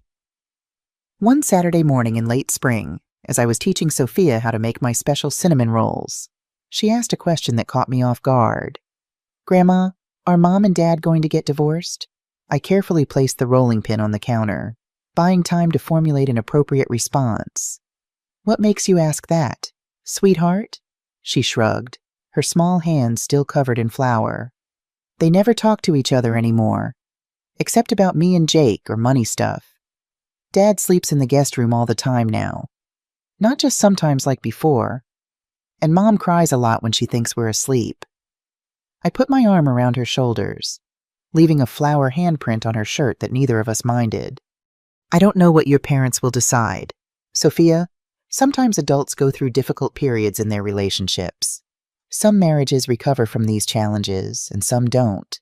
But whatever happens, both your parents love you and Jake very much, and that won't change. I think I'd be sad if they got divorced," she said thoughtfully, "but also maybe a little relieved. It's really tense at home all the time. It's like waiting for a storm that never quite happens." Her insight was remarkable for a child her age. That's a very mature way of looking at it. Sometimes even sad changes can bring relief when a situation has been difficult for a long time. Jake, who had been playing video games in the living room, wandered into the kitchen. At 8 years old, he was less introspective than his sister, but equally sensitive in his own way. "Are the cinnamon rolls ready yet?" he asked, eyeing the dough we were rolling out. "Not quite," I smiled. "But you can help us put the filling on once we're done rolling the dough." As Jake eagerly joined our baking project, the conversation naturally shifted to lighter topics: his soccer team, Sophia's art class, their friends at school. I marveled at their resilience, their ability to find joy and normalcy despite the turmoil in their home life. When Sean arrived to pick them up that afternoon, he seemed more at ease than usual, chatting about the children's activities and asking about my garden. As the kids gathered their things, he lingered on the terrace, looking out at the ocean. "Beautiful day," he commented, the kind Dad would have loved for fishing. The casual reference to his father, something he rarely did, surprised me. Yes, he would have had his tackle box packed before dawn. Sean smiled at the memory. "Remember how he used to wake me up at 4:30 for those fishing trips? I'd be so grumpy until we got out on the water. And then you'd be the one who didn't want to leave when the sun started setting." We shared a moment of genuine warmth, connected by these shared memories of a happier time. "Mom," Sean said after a pause, "I've made some decisions. Big ones." "Oh," I kept my tone neutral, sensing the seriousness in his voice. "I filed for divorce from Ellie. We tried counseling, but her heart wasn't in it. She can't get past the resentment, the blame. And honestly, I can't get past what she was willing to do to you, what she pushed me to do." Though I'd suspected this might be coming, the finality of his words still took me by surprise. "That's a significant step. Sean, how are you feeling about it? Sad, relieved, terrified?" He gave a rueful smile. "All of the above, but mostly determined to do better, be better for Sophia and Jake, and for myself." "The children know something's happening," I said gently. "Sophia asked me today if you were getting divorced." He nodded, unsurprised. "She's too perceptive for her own good sometimes. We're telling them officially tomorrow. I wanted you to know first, though." "Thank you for that. What are your plans now?" "I found an apartment not too far from the house. We'll have joint custody, but the kids will stay primarily with me during the school week since my work schedule is more flexible. I've also—" He hesitated, then continued. "I've also enrolled in night classes to get my accounting certification. It's time I developed some practical skills, built a career I can be proud of." "That's wonderful." "Sean," I said, genuinely pleased by this sign of personal growth. Your father would be proud. He looked away, blinking rapidly. I hope so. I've made such a mess of things, wasted so many years chasing status and possessions instead of building something real, something lasting. It's never too late to change course, I said. I was 50 when I started over after your father died. At 45, you still have plenty of time to create the life you want. That's what I'm trying to believe. He turned to face me directly. Mom, I know I have no right to ask, but I could use some advice about the divorce, about managing finances as a single parent, about everything. You did it all on your own, and you succeeded. I've never appreciated how remarkable that was until now. His words touched me deeply. For perhaps the first time, Sean was seeing me not as a parent who owed him support or as an obstacle to his ambitions, but as a person who had overcome significant challenges through determination and hard work. I'd be happy to offer whatever guidance I can, I said. But remember, your situation is different from mine. You have support from me, from other family members. You don't have to do everything alone like I did. Thank you, he said simply. That means more than I can say. As they were leaving, Sophia gave me an extra long hug. Next time, can you teach me how to make that lemon cake you brought for my birthday last year? Absolutely, I promised. We'll make it together. That evening, I sat on my terrace watching the sunset, reflecting on the day's revelations. Sean was divorcing Ellie, pursuing education, taking responsibility for his life and his children in a way he never had before. These were positive developments, signs of genuine growth arising from the painful consequences of his actions. Yet I felt a tinge of sadness for the failure of their marriage, for the disruption to my grandchildren's lives, for all the hurt and betrayal that had led to this point. There were no perfect outcomes in situations like this, only paths forward through the damage, opportunities to build something better from the ruins of what had been destroyed. A week later, Laura came to visit, staying in my guest room for a long weekend. We spent our days walking on the beach, cooking together, catching up on each other's lives. On our final evening, as we shared a bottle of wine on the terrace, she asked the question I knew had been on her mind. Are you happy, Tiffany, after everything that's happened? Have you found peace? I considered the question seriously. Happy is a complex word. I'm content with how I handled the situation. I'm relieved that justice was served. I'm cautiously optimistic about rebuilding some kind of relationship with Sean and maintaining strong connections with my grandchildren. I paused, watching the waves in the moonlight. But there's a sadness that remains, a sense of loss for what might have been, for the family bonds that should never have been broken. Laura nodded, understanding. That's natural. Some betrayals leave permanent marks, even after forgiveness. Forgiveness, I repeated thoughtfully. I'm not sure I'm there yet, especially with Ellie, with Sean. I'm working on it. I see his genuine remorse, his efforts to change. That makes forgiveness possible, even if it's not complete. And what about you? Laura asked. This has been an enormously stressful year. What are you doing to take care of yourself? To rebuild your own life beyond the family drama? It was a good question, one I hadn't given enough thought to. I'd been so focused on the legal battles, on processing the betrayal, on navigating the new dynamics with Sean and the grandchildren, that I hadn't considered my own needs and dreams beyond survival. I'm not sure, I admitted. For so long, it's been about protecting what I have, defending what I built. I haven't thought much about what comes next. Maybe it's time, Laura suggested gently. You're 71, healthy, financially secure, with a beautiful home and many good years ahead. What do you want those years to contain?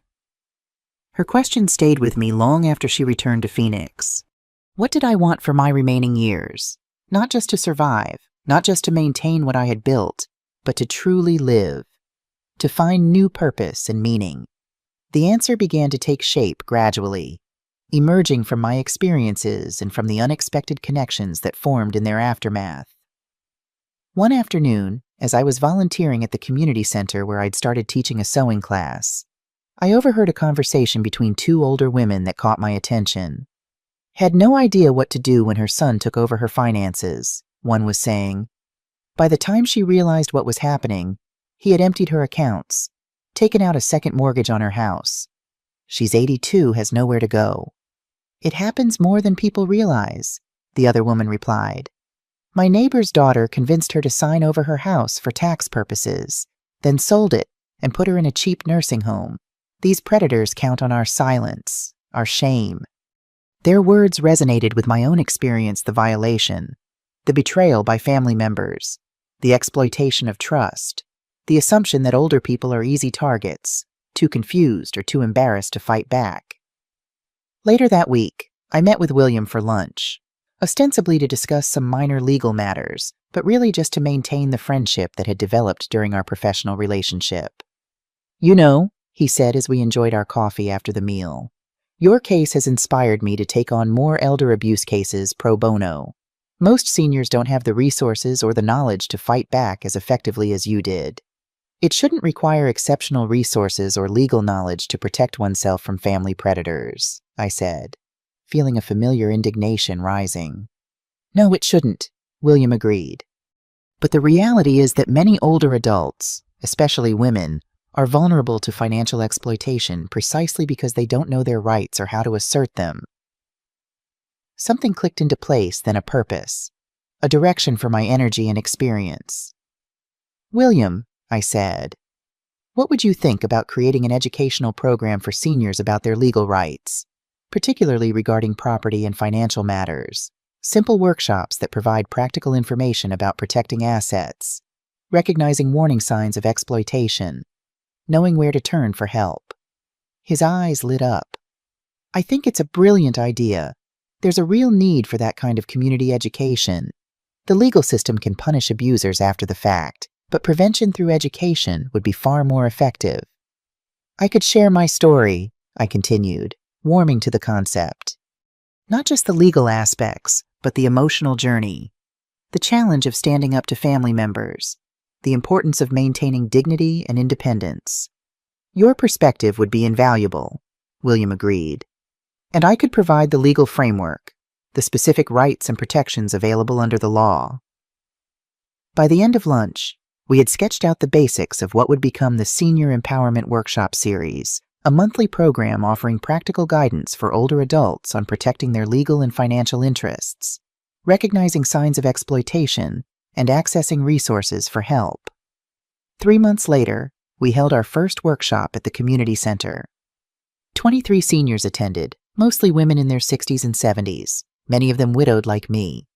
I shared my story, omitting some of the more painful personal details but emphasizing the warning signs I had missed, the steps I had taken to protect myself, and the resources that had helped me prevail. The response was overwhelming. Several attendees shared their own experiences of family exploitation or betrayal, many with tears in their eyes, expressing relief at finding a safe space to discuss these painful issues without judgment. Others asked practical questions about securing their assets, establishing clear boundaries with adult children, documenting their wishes legally. William provided clear and accessible information about powers of attorney, advance directives, property rights, and the legal definition of elder abuse. He offered free initial consultations to anyone who needed specific legal advice, creating a pathway to protection for those who might otherwise have remained vulnerable. As we were packing up after the workshop, an elegantly dressed woman in her late 70s approached me. Mrs. Brooks, she said, her voice steady despite the emotion in her eyes. I want to thank you for your courage in sharing your story. My son and his wife have been pressuring me to sign over my house to them for estate planning purposes.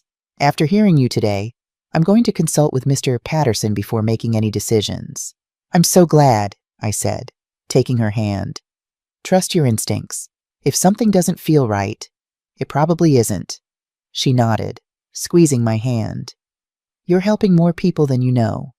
As I drove home that evening, I felt a deep sense of satisfaction, of purpose reclaimed from the ashes of betrayal. My painful experience was being transformed into something valuable, something that could protect others from similar harm. The workshops became a monthly fixture, expanding to include guest speakers on financial planning, healthy aging, recognizing manipulation tactics, and maintaining independence. William and I developed written materials, created a website with resources, and eventually expanded to neighboring communities. Through this work, I found not just purpose, but community, a network of remarkable older adults who had survived their own challenges and emerged with wisdom and resilience. We shared stories, supported each other, celebrated victories both personal and collective, and in that community, in that purpose, I found an answer to Laura's question about what I wanted for my remaining years. I wanted to turn my pain into protection for others, my experience into education, my survival into support for those who might otherwise become victims. It wasn't the future I had imagined before the betrayal, but it was rich with meaning, connection, and the profound satisfaction of making a difference in the lives of others. 1 year after the court ruling that had changed everything, I hosted a small gathering at my beach house. Laura had come from Phoenix. William and his wife joined us. Sean was there with Sophia and Jake. Even Dr. Chen, whose professional evaluation had been so crucial to my case, accepted the invitation. It wasn't a celebration. Exactly.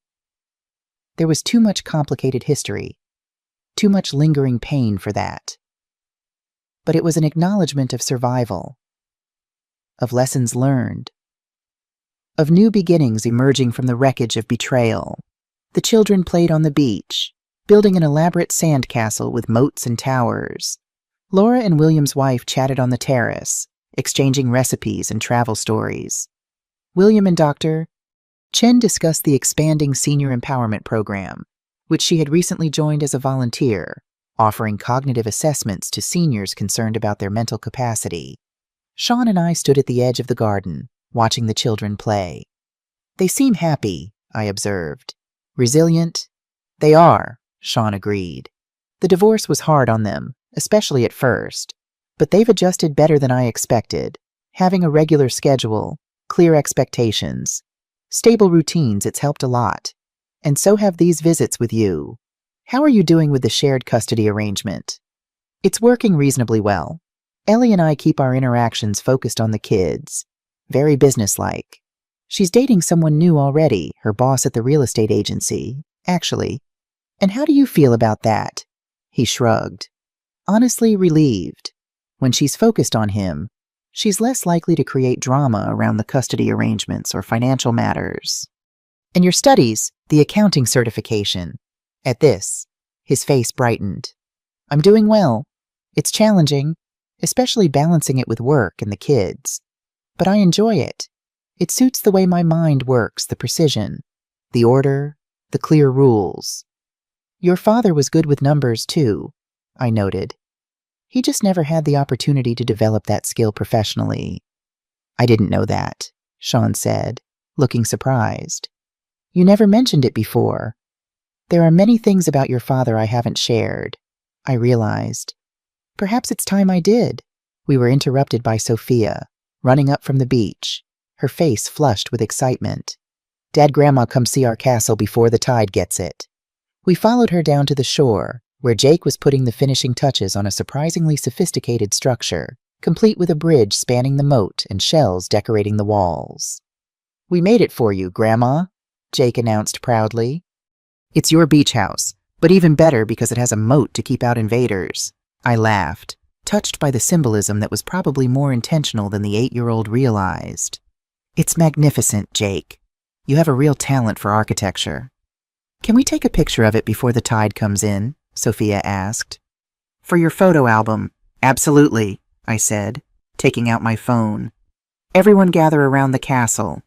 As I framed the photo, Sean with an arm around each child, all three smiling with the elaborate sandcastle in front of them and the ocean behind, I felt a wave of emotion that was complex but not entirely painful. This moment, this connection, wouldn't exist without the difficult journey we had traveled. Later, as the sun began to set and our guests prepared to leave, William took me aside. I have some news you might find interesting. he said. "The doctor who falsified your medical report has lost his license permanently." The medical board's investigation discovered at least 7 other cases where he had provided fraudulent diagnoses for payment. 7 others, I repeated, thinking of those unknown seniors whose competence had been falsely questioned, whose autonomy had been threatened or perhaps even taken away based on fraudulent documents. "Have they been notified?" "Yes. The board is reaching out to all affected parties. I've offered our senior empowerment resources to help them understand their options." I nodded, grateful that some good might come from the exposure of this corruption. "Thank you for letting me know, and for everything you've done not just for me, but for all the seniors who've benefited from the program." "It's been my privilege," he said sincerely. "You turned a personal tragedy into a community resource. That's remarkably rare." After everyone had left, I sat alone on the terrace, watching the last colors of sunset fade over the ocean. The house was quiet again, bearing only the faint echoes of children's laughter and adult conversations. I thought about the journey of the past year from betrayal and humiliation to justice and renewal, from victim to advocate, from isolation to community. None of it had been easy. Some of the wounds would never fully heal, but there was a strength in the scars, a wisdom earned through pain, a purpose forged in adversity.